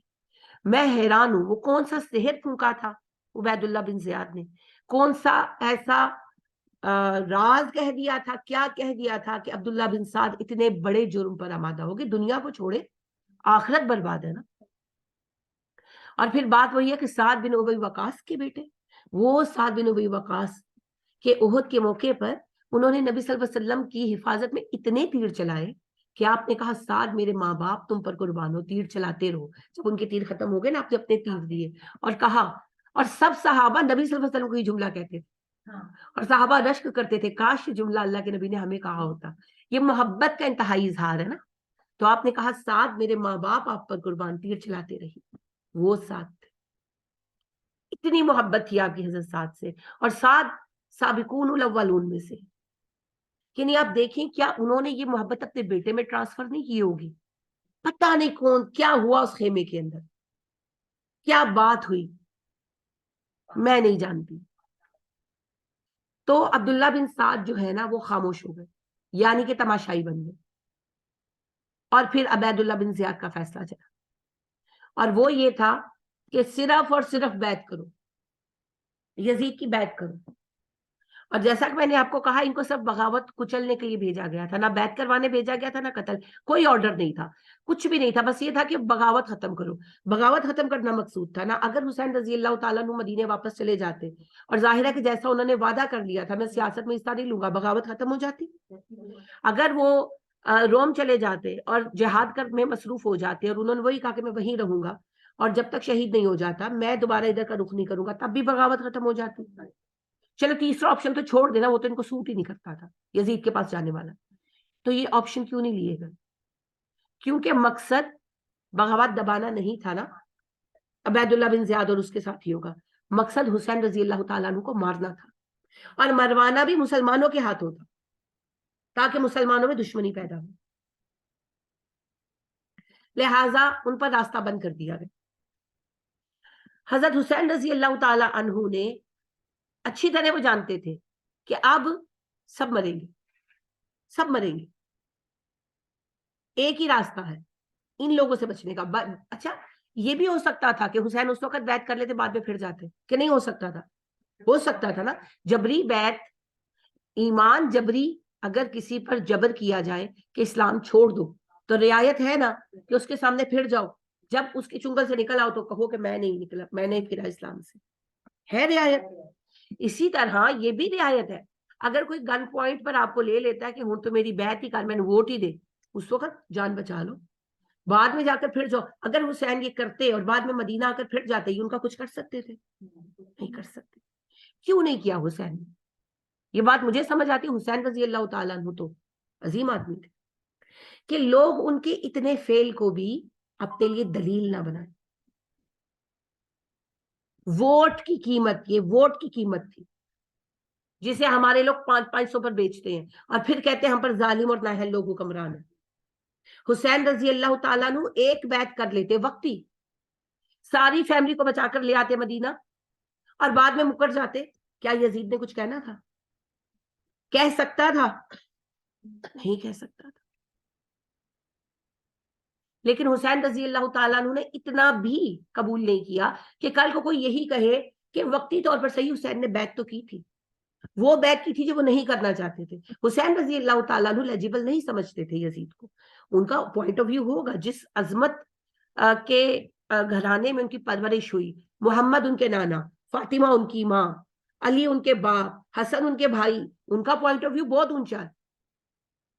لہٰذا اگر وہ یہ کہہ رہے تھے کہ یزید نہیں لائق حکومت کے تو انہیں کوئی نہ کوئی کمی نظر آتی ہوگی، ان کی جگہ سے نظر آتی ہوگی. وہ حسین کا پوائنٹ آف ویو تھا جس تک پہنچنے کی میری آپ کی اوقات ہی نہیں. لیکن انہوں نے جب اکثریت نے بیعت کر لی تو انہوں نے کہا ٹھیک ہے کوئی بات نہیں، فائن. یہی اسلام کا طرز حکومت ہے نا، یہی خلافت کا سلیکشن کا طریقہ ہے. ایکسپٹ کیا انہوں نے. اب بات یہ ہے کہ حسین رضی اللہ تعالیٰ عنہ جس کے لیے ووٹ نہیں دینا چاہتے تھے، انہیں پتا تھا کہ یہ لوگ مار ڈالیں گے میری فیملی کو، مجھے. ان کو نظر نہیں آ رہا تھا کہ سامنے فوج ہے، فوج کا ایک پورا دستہ ہے. 22,000 نہیں تھی، یہ بھی افواہ ہے. بعض نے 2,000 لکھا، بعض نے 2,500 لکھا. بہرحال جی 70-80 لوگوں کے سامنے 1,000 بندہ بھی بڑا ہے.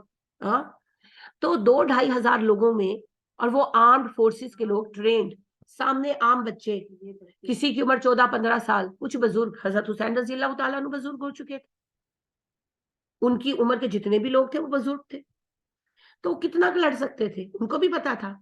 لیکن نو کمپرومائز آن رائٹ تھنگ. سیاست میں اگر میں نے ووٹ نہیں دینا غلط بندے کو، میں نے نہیں دینا، میں قربان ہو جاؤں گا. کیوں؟ کیونکہ دین سیاست کا حصہ نہیں ہے، پر سیاست دین کا حصہ ہے. اگر آپ دین نافذ کرنا چاہتے ہیں تو آپ کو سیاسی نظام صحیح رکھنا ہوگا. دین کہاں نافذ کرنا ہے؟ ملک میں. ملک کیسے چلے گا؟ سیاست سے. تو اگر آپ سیاست صحیح نہیں کریں گے تو دین کا نفاذ کیسے ہوگا؟ نبی کریم صلی اللہ علیہ وسلم نبی تو تھے ہی، مدینے کے حاکم تھے کہ نہیں تھے؟ تو حاکم سیاست دان نہیں ہوتا کیا؟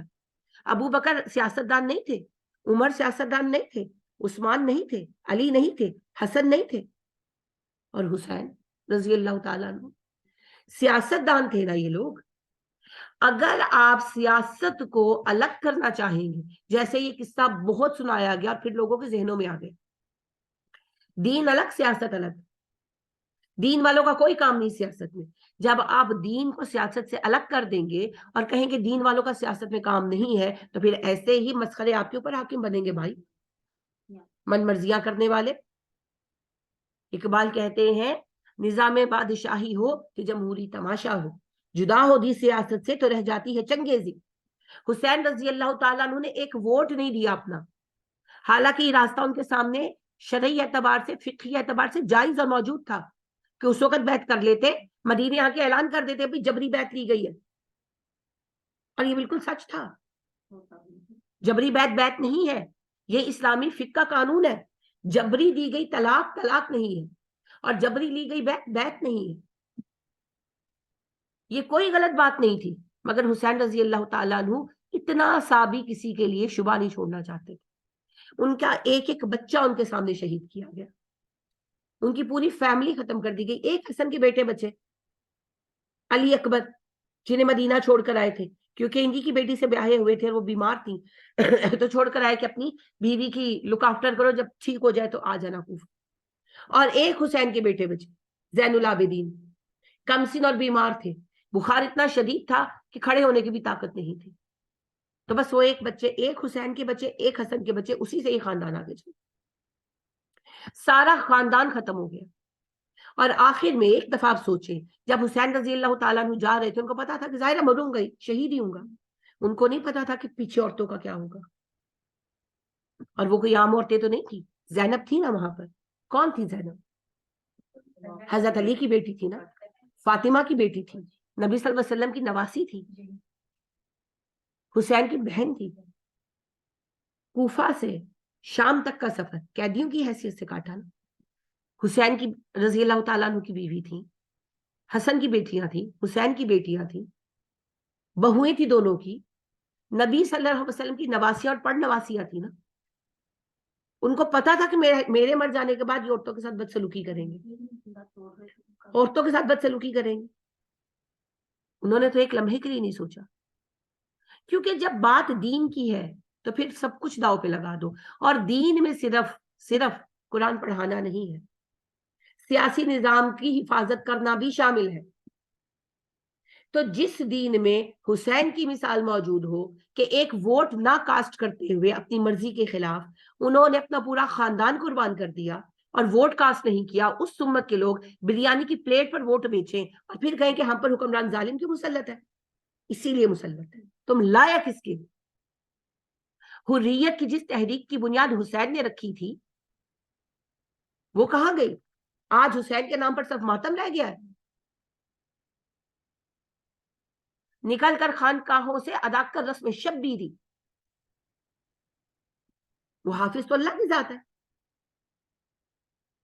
लिहाजा तारीख है, दिल कटता है लेकिन तारीख है कि जब ये खवातीन लाई गई दरबार में, तो जो दरबारी थे वो तो कूफा के, शाम के, इनके लोग थे, उनकी तो नबी सल्लल्लाहु अलैहि वसल्लम के खानदान से वो अटैचमेंट थी नहीं। तो लिहाजा उन्होंने यानी कि बतौर कैदी पेश किया। तो यजीद के सामने अब बड़ा मसला था, बहुत बड़ा मसला था, सीधी सी बात है ना। वो अपने लोगों को गलत कह सकता था और ना सही, है ना। तो उसने यही वो बिल्कुल एक बादशाह वाला रवैया अख्तियार किया उसने। हर कोई अपने फेल का जवाब देगा, यजीद भी देगा। हुसैन रजी अल्लाह ताला अन्हु का सर काट के लाया गया था, लाशें वहीं छोड़ दी गई थी, जिसके बाद मेर्द गिर्द के देहात के लोगों ने आकर दफन किया। हुसैन रजी अल्लाह ताला अन्हु का सर काट के लाया गया था, खवातीन कैदी बनाकर लाई गई थी। तो एक बंदा जो उसका बहुत लाडला वजीर होगा डेफिनेटली, तो वो उठकर कहने लगा कि ये लड़की मुझे दे दे। कैदी जो आते हैं जंगों में वो तकसीम हो जाते हैं ना, तो जंगी कैदियों के हिसाब से, गुलामों के हिसाब से, हाँ जी, कनीज के हिसाब से, कि ये मुझे दे दो। कौन थी वो? सकीना। फिर नुमान बिन बशीर उठे रजी अल्लाह ताला अन्हु, सहाबी है, यंग सहाबा में से हैं। तो उन्होंने कहा कि अमीरुल मोमिनीन, ये जो सर आपके सामने कटा पड़ा है ना, मैंने नबी सल्लल्लाहु अलैहि वसल्लम को इस सर के बोझ से लेते देखा है। और ये जिन औरतों की तकसीम की बात आपके दरबारी कर रहे हैं ना, ये नबी अकरम सल्लल्लाहु अलैहि वसल्लम की नवासियां और नवासियों की बेटियां हैं। अब यजीद को झटका लगा, मुझे नहीं पता उसके दिमाग में क्या था, लेकिन जो किया भुगतना तो पड़ेगा, सबको भुगतना पड़ेगा। बहरहाल फिर यजीद को अब हुआ कि अब क्या करें। फिर उसने पहले तो खवातीन को अंदर अपने जनान खड़े, अब दो बातें हुई ना, एक तो उसको हुआ कि अब रिएक्शन आएगा, और दूसरा कहीं ना कहीं शायद ये भी रियलाइज हुआ हो कि फैमिली है, फैमिली तो थी ना, बहरहाल फिर उसने खवातीन को अंदर अपने खवातीन के पास भेजा। हाँ, ये भी तारीख में है कि खवातीन बहुत रोई, यानी कि उन्होंने उन खवातीन को बहुत दिलासा दिया जो यजीद की फैमिली की खवातीन थी। फैसला तो बादशाह का, या अगर यजीद इन्वॉल्व थे तो यजीद भी इन्वॉल्व थे भाई, खवातीन तो शामिल नहीं थी ना। तो जब खवातीन अंदर ले जाई गई, यानी हजरत ज़ैनब रजी अल्लाह ताला अन्हा और 7 बच्चियां अंदर ले जाई गई, जनान खाने में पहुंचाई गई, तो जो फैमिली की बच्चियां थी वो बहुत खवातीन थी, बड़ी औरतें बच्चियां सब, वो आकर मिली और बहुत रोई, यानी कि वो उनके लिए बहुत दुखी थी, वो कर कुछ नहीं सकती थी ना, तो वो बहुत रोई, उन्होंने दिलासा दिया, सब कुछ किया। फिर यजीद को अब मसला पैदा हुआ ना, अब करे तो क्या करे। 1 साल तक इस बात को छुपाया गया, हरमैन से छुपाया गया क्योंकि कोई सोर्स ऑफ इंफॉर्मेशन प्रॉपर तो था नहीं, लिहाजा महल के साथ एक महल अरेंज करके, खाली करके खवातीन को वहां रख दिया गया, रहने के लिए दे दिया गया। सिर्फ एक जैनुल आबिदीन ही थे, बीमार थे, इलाज करवाया, ठीक हो गए जैन। और अब वो क्या कहते हैं, सापदे मुझ कोर के लिए उगले के निगले, अब क्या करें। फिर नुमान बिन बशीर को बुलवाया, कहा अब आप इस मसले को हल करें, मैं क्या करूं, मुझे समझ नहीं आ रही। फिर नुमान बिन बशीर हजरत ज़ैनब से मिले, कहा बेटी आप क्या चाहती हैं। उन्होंने कहा हमें मदीने भेज दे, बस हमें कुछ नहीं चाहिए।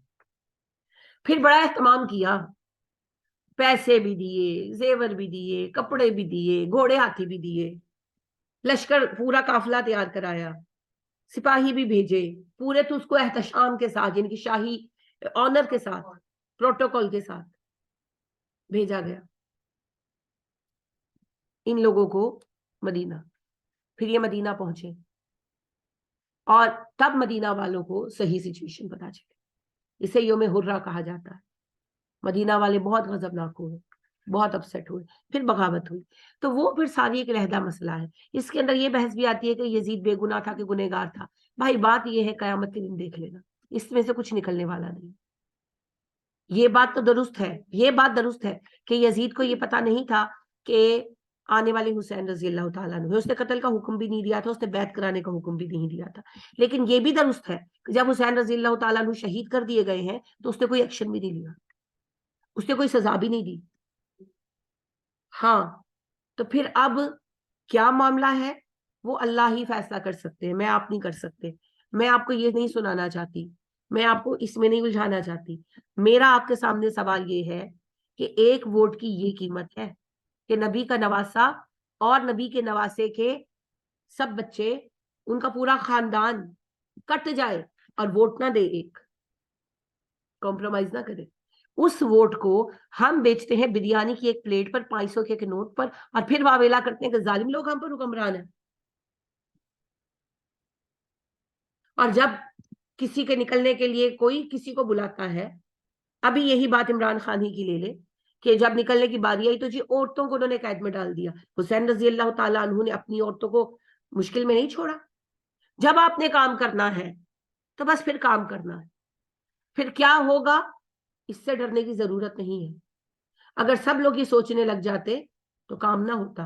नबी अकरम सल्लल्लाहु अलैहि वसल्लम हिजरत करके आए थे ना, अपनी फैमिली छोड़ कर आए थे, बाद में भेजा था अब्दुल रहमान को, अबू बकर के बेटे को, कि जाओ अपनी फैमिली भी ले आओ, मेरी फैमिली भी ले आओ। जाने भी जा सकती थी बेटियों की, नुकसान भी हो सकता था। आए भी थे ये, अबू बकर की बेटियों को मारा, हजरत आयशा को मारा, अस्मा को ज्यादा मारा, आयशा छोटी थी तो अस्मा को मारा, थप्पड़ मारे क्योंकि मुंह पे निशान पड़ गए थे, बाल खींचे, बताओ तुम्हारा बाप कहाँ गया, नहीं बताया। जान भी तो जा सकती थी, गुस्से में तो थे। नबी सल्लल्लाहु अलैहि वसल्लम के घर भी आए, चीजें भी तोड़ी, डराया धमकाया भी, मगर फिर अब्बास रजी अल्लाह ताला अन्हु वगैरह बीच में आ गए, तो फिर फिजिकल टॉर्चर तो नहीं कर सके, लेकिन यानी कि जैसे झगड़ा शुरू किया, फिर वो सारा गुस्सा आकर हजरत अबू बकर के घर पे उतरा, क्योंकि उनके तो दादा खुद तपे हुए थे ना। तो उन्होंने कहा कि इनको पता होगा, ये इन दोनों को पता होगा, आयशा और अस्मा। तो हजरत आयशा तो छोटी थी, बच गई, तो अस्मा को बड़ा मारा इन्होंने। अम्मा आयशा कहती है कई दिन तक मैं अस्मा के चेहरे पर थप्पड़ों के असर देखती थी, वो नींद पड़ गए होंगे ना साहब। तो अगर आपने काम करना है तो फिर ये बहाने हैं। असल बात पता है क्या है, आज मुसलमान मर्द बुज़दिल है, डरपोक है। ऐश परस्त है, बिस्तरों से उठने की ताकत नहीं है इनके अंदर। हर किसी को घर का आराम चाहिए, हर किसी की जिंदगी का मकसद और मेराज यही है, हम कमा कर लाए, हमारे बच्चे खाएं पिए, हमारी बीवियां सुखी रहें, बस हमने तो अपना फर्ज पूरा कर दिया। जी हाँ, हर किसी को अपने खानदान की पड़ी है। उम्मत का क्या हो रहा है ये मेरा मसला नहीं है, तो किसका मसला है? किसका मसला है? ये तो कयामत के दिन जब अल्लाह लाइन अप करेंगे ना, होना आके दसो केड़ा केड़ा कहते हैं उम्मत मुस्लिमा दा जवाल मेरा मसला नहीं, आओ जरा तब पता लगे। तो लिहाजा मेरी प्यारी बहनों, जब तक कुर्बानी नहीं देंगे सही मौके पर सही तरह से, तब तक काम दुरुस्त नहीं होंगे। मैं जानती हूं साजिश है, आप समझते हैं साजिश है, क्या हुसैन रजी अल्लाह ताला अन्हु करबला के मैदान में खड़े नहीं समझ रहे थे? मगर उन्होंने वो किया जो जिम्मेदारी उन पर आई थी। उन्होंने कयामत तक के लिए हमारे लिए मिसाल बना दी कि मैं नबी का नवासा हूं और मेरे सामने ये ऑप्शन मौजूद है कि मैं जबरी बैत को तोड़ सकता हूं। ये हक मुझे अल्लाह ने भी दिया है, लेकिन मैं तुम लोगों के लिए इतना भी एक्सक्यूज छोड़कर नहीं जा रहा कि जान और खानदान बचाने के लिए तुम बैत कर लो, तुम वोट कास्ट कर दो। मैं अपने बच्चे मरवा रहा हूं, मैं अपनी औरतें, अपनी बेटियां, अपनी बीवी, अपनी बहनें छोड़कर जा रहा हूं तन्हा अल्लाह के सहारे। मुझे पता है इन पर जुल्म भी हो सकता है। अगर नुमान बिन बशीर रजी अल्लाह ताला अन्हु ना बोलते, अगर अल्लाह ने आजमाइश लिखी होती, तो वहां पर ये जुल्म भी तो हो सकता था तारीख में कि नबी सल्लल्लाहु अलैहि वसल्लम की खानदान की बच्चियां कनीजे बनाकर बांट दी जाती। अगर उनके नवासे शहीद हो सकते हैं तो ये भी हो सकता था। बस ये अल्लाह ने आजमाइश से बचा लिया खानदान नबवी को। लेकिन हमारे सामने हुसैन जैसी हुर्रियत की मिसाल मौजूद है, वो सब हमें नजर नहीं आता और हम चाहते हैं कि बस हम बैठ कर अल्लाह का वजीफा पढ़े और जो है मुल्क की हालत चेंज हो जाए। तो भाई ये नहीं होगा, ये नहीं होगा। आजादी की दास्तानें कौम के खून से तहरीर होती है, चाहे वो आजादी मदीने की हो, शिरक कुफर से देख ले मुसलमानों ने खून बहाया, चाहे इस्लामी हुकूमत की एस्टेब्लिशमेंट हो, चाहे वो आपके पाकिस्तान की आजादी हो, चाहे पाकिस्तान की हिफाजत हो, चाहे फिर वो फलस्तीन की आजादी हो और चाहे वो कश्मीर की आजादी। तो जब तक आप खड़े नहीं होंगे कुछ नहीं होगा। सबसे पहले अपने आप को बेचना खत्म करना होगा इस कौम को, फिर जाकर बात करना। ये जो है ना तस्वीर है, ये जो इस पे लानत भेजते हैं, ये ठीक है? मैं अर्ज करती हूँ, एक बात मैं ये आपको मार्क कर दूं कि हजरत हुसैन रजी अल्लाह ताला अन्हु के बाद फैमिली कितना अरसा जो है वो रही है कूफा में, सॉरी कूफा में नहीं, शाम में। इस बारे में मुद्दतों का इख्तिलाफ है, 1 महीने से 1 साल तक का जमाना जो है वो बयान किया जाता, तो सही हमें मिलता नहीं, यानी कि राय है ना, यानी कि तारीखी एतबार से बयानात में फर्क है। तो लिहाजा इस पर अगर कहीं आ जाए तो कंफ्यूज नहीं होना। सबसे कम मुद्दत 1 महीने कही गई है कि 1 महीने बाद, बास कहते हैं 6 महीने बाद, और मैक्सिमम मुद्दत 1 साल।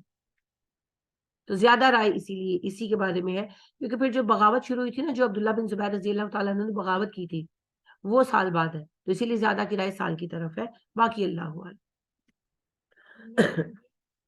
रेलेवेंट करते ना कि वो जो औरतें वहां से निकाल के तो उनको यहाँ लाके बताया है। नहीं जी, बसाया नहीं गया।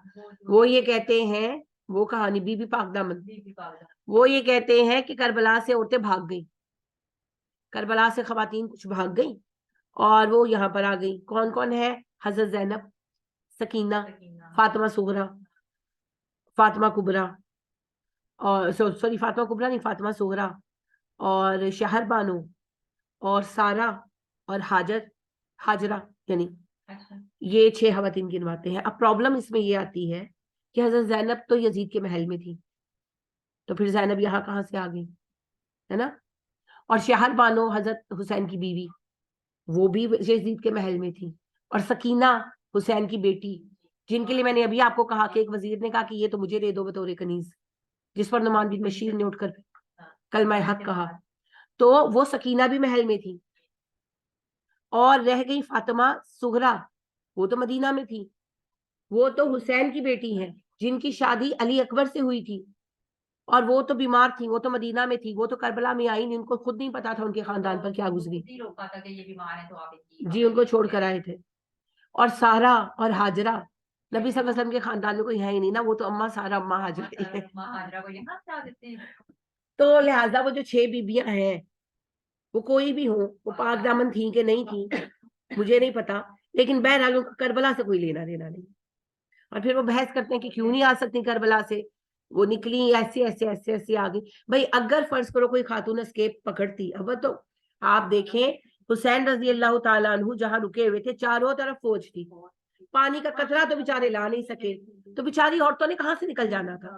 اور فرض کرے اگر کوئی عورت نکلتی تو کہاں کا رخ کرتی, مدینہ کا, نہیں جاتی ہوم ٹاؤن مدینہ تھا ان کا, تو ویسے بھی انہوں نے کہاں پہنچتا تھا ہندوستان.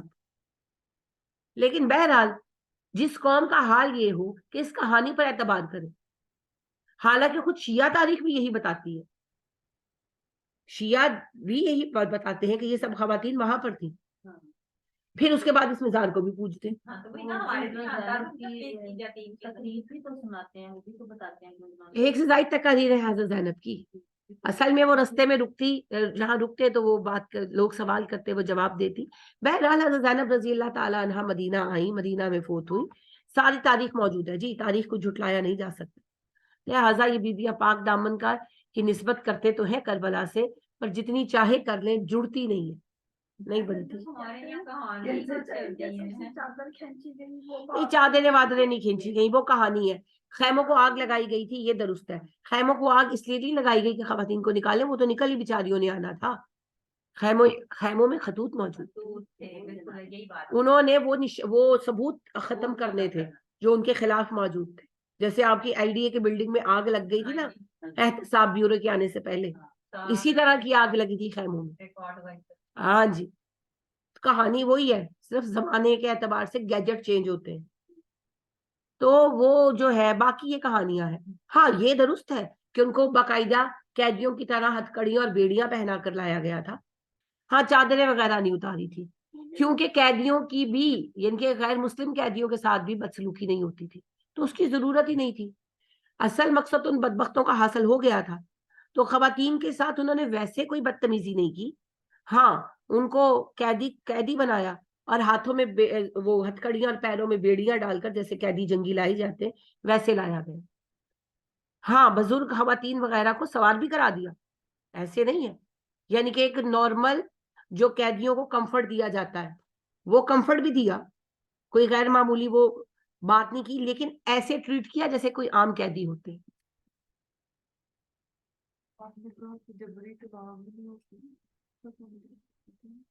جبری طلاق کا مطلب ہوتا ہے کہ کوئی گن پوائنٹ پہ کسی کو کہے کہ بیوی کو طلاق دے دو, تو وہ جان بچانے کے لیے کہے کہ ہاں بھی میں نے دے دی, اور بعد میں پھر وہ عدالت میں کہے کہ میں تو جان بچانے کے لیے دی, تو ایسی طلاق نہیں ہے. نہیں, ایسی طلاق نہیں ہوتی. کیا سوال کیا تھا آپ نے؟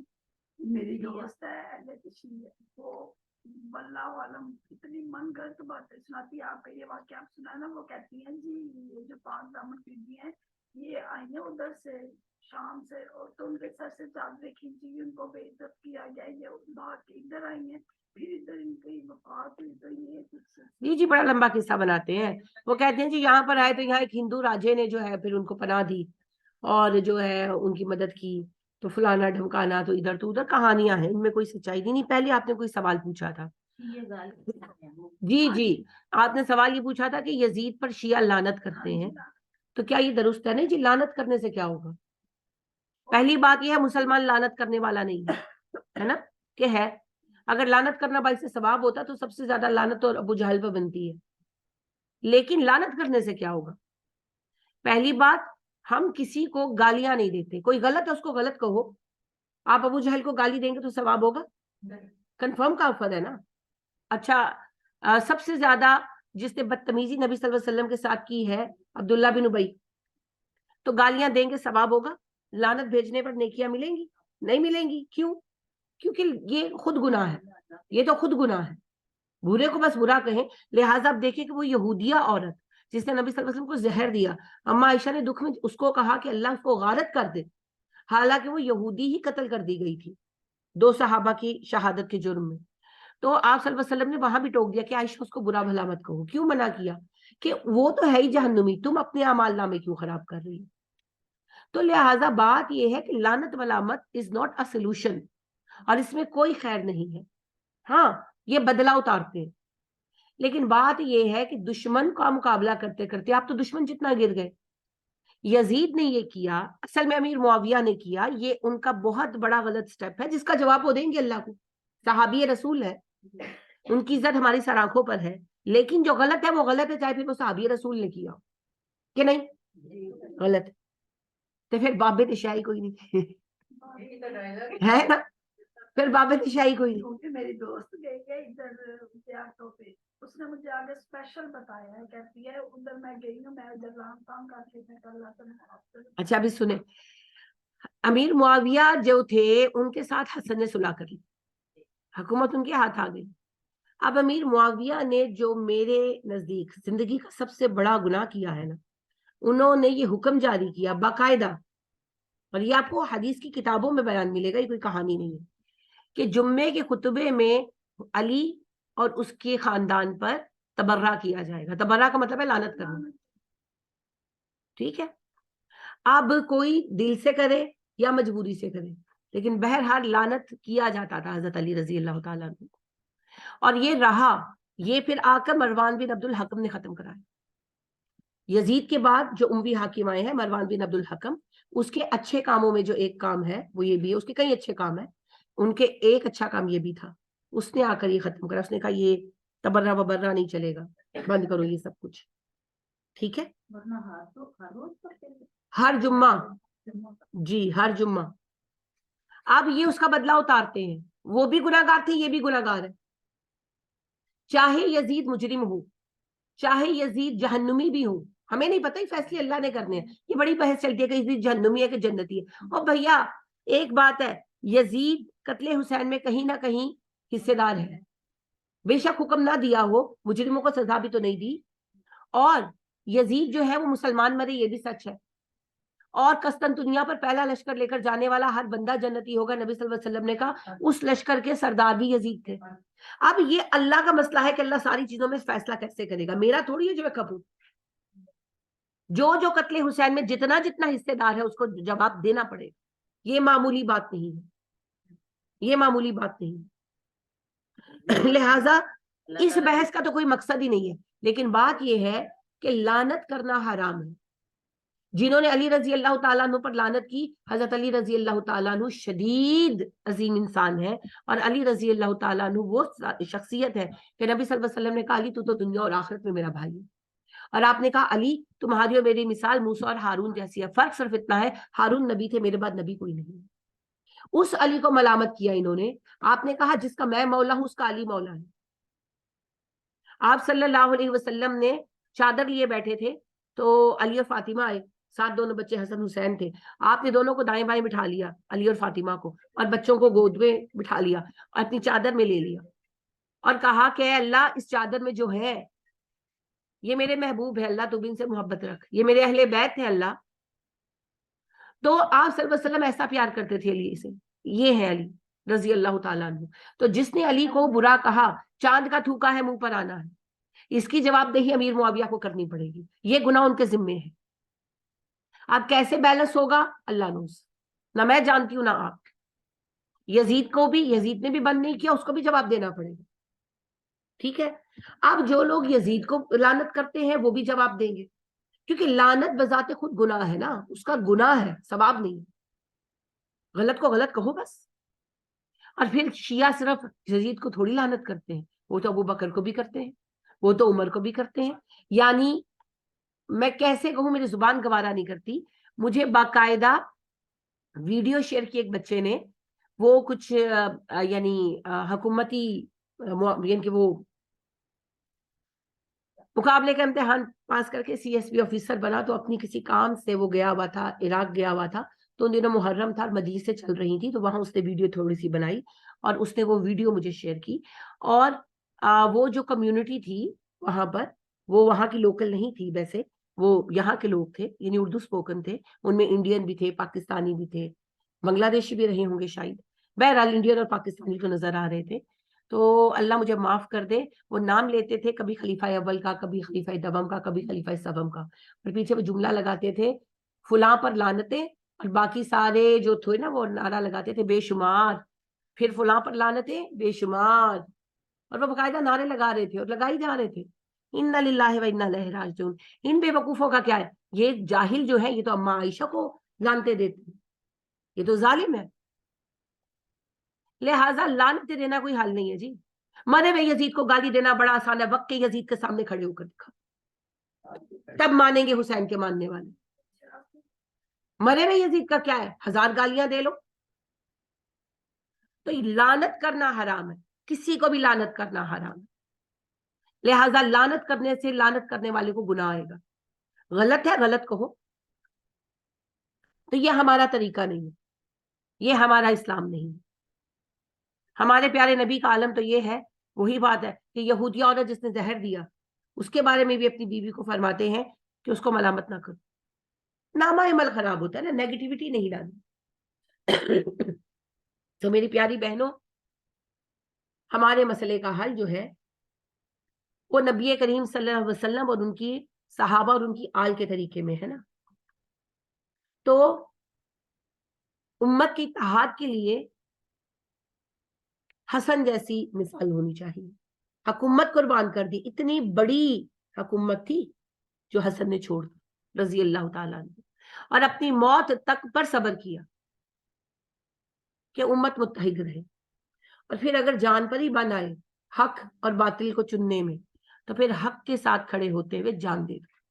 حسین رضی اللہ تعالیٰ عنہ نے یہ مثال قائم کی۔ تو جب تک ہم اس کردار کو زندہ نہیں کرتے تب تک کچھ نہیں ہوگا،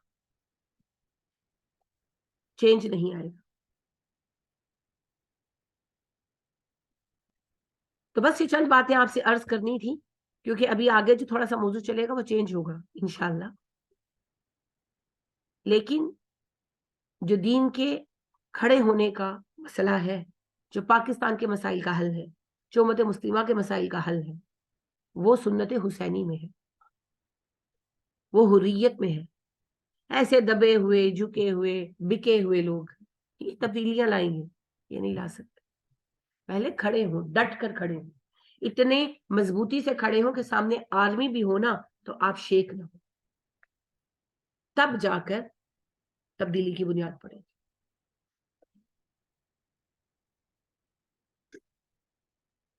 اوہو، حسین رضی اللہ تعالیٰ عنہ کے بارے میں کیا کہا جائے، ان جیسی عظمت کی مثال تاریخ میں ملنا مشکل ہے، تو ان کو رول ماڈل بنائے۔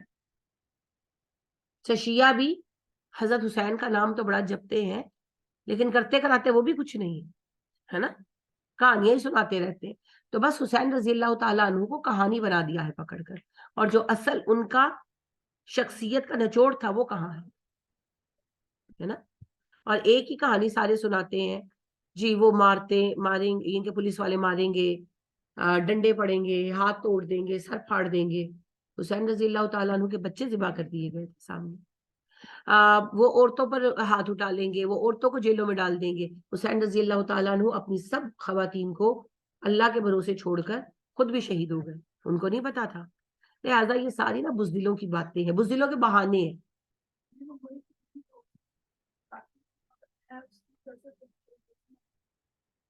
وہ کوئی بات نہیں، ظاہری بات ہے، جب آپ ایک سوسائٹی میں رہتے ہیں تو سب لوگوں سے ملنا جلنا ہوتا ہے۔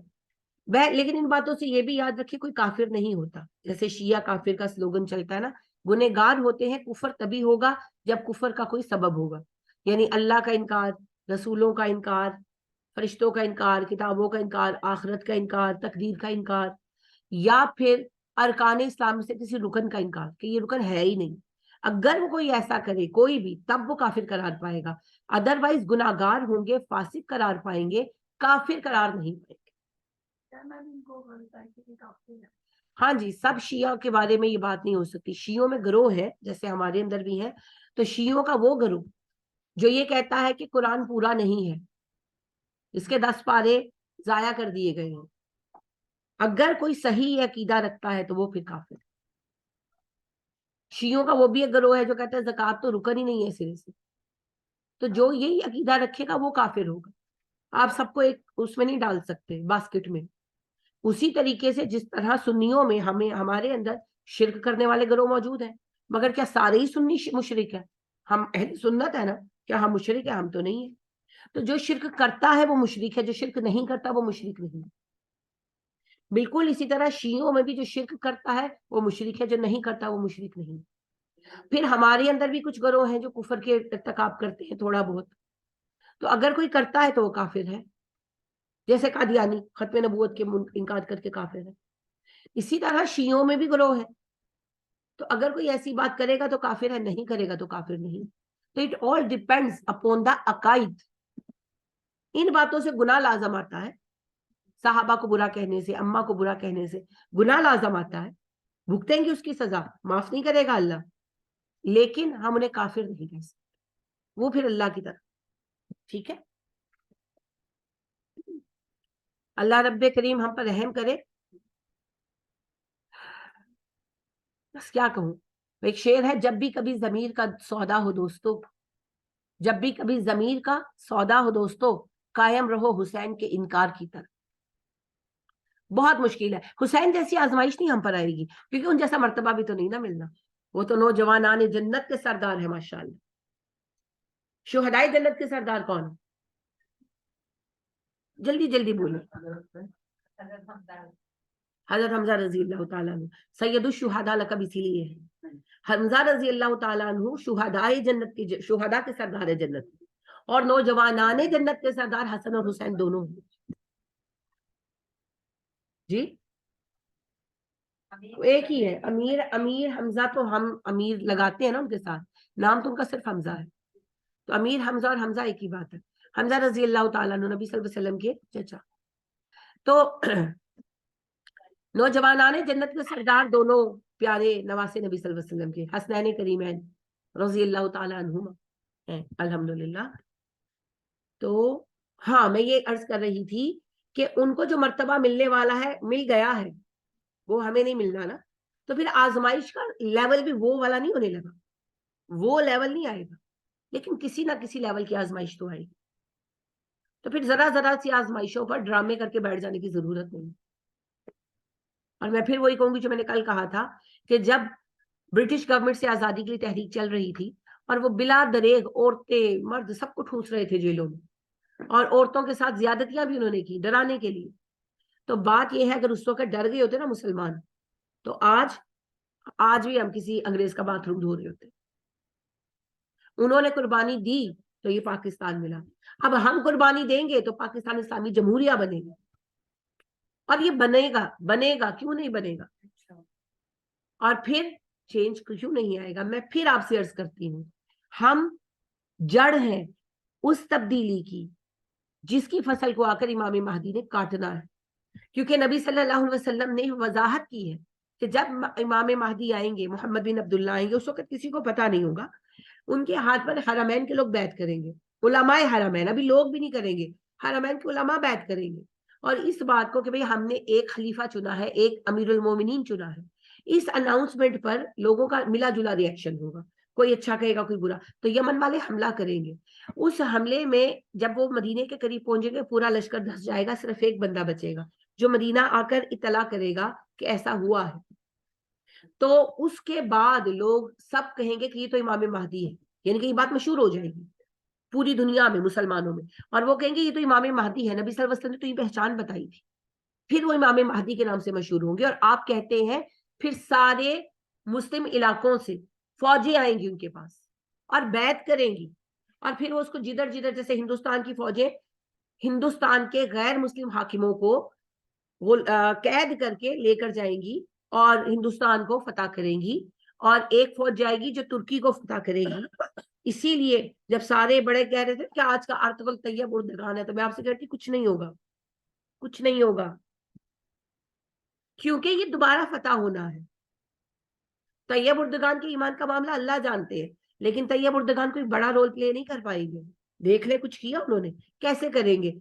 इसराइल और फलस्तीन के मामले में वो नहीं बोलेंगे, उनके तो मुआहिदे हैं इसराइल के साथ, फौजी भी, वो कैसे करेंगे, दिफाई मुआहिदे भी हैं, तिजारती मुआहिदे भी हैं। तो जो फौजें आएंगी वो फौजें कहां से आएंगी, इन्हीं इलाकों से कौन लोग होंगे? ये वो लोग होंगे जो हिजबुल्लाह होंगे, अल्लाह के दीन के लिए खड़े होने को तैयार होंगे। इनको कौन तैयार करेगा? ये हम ही से काम शुरू हो।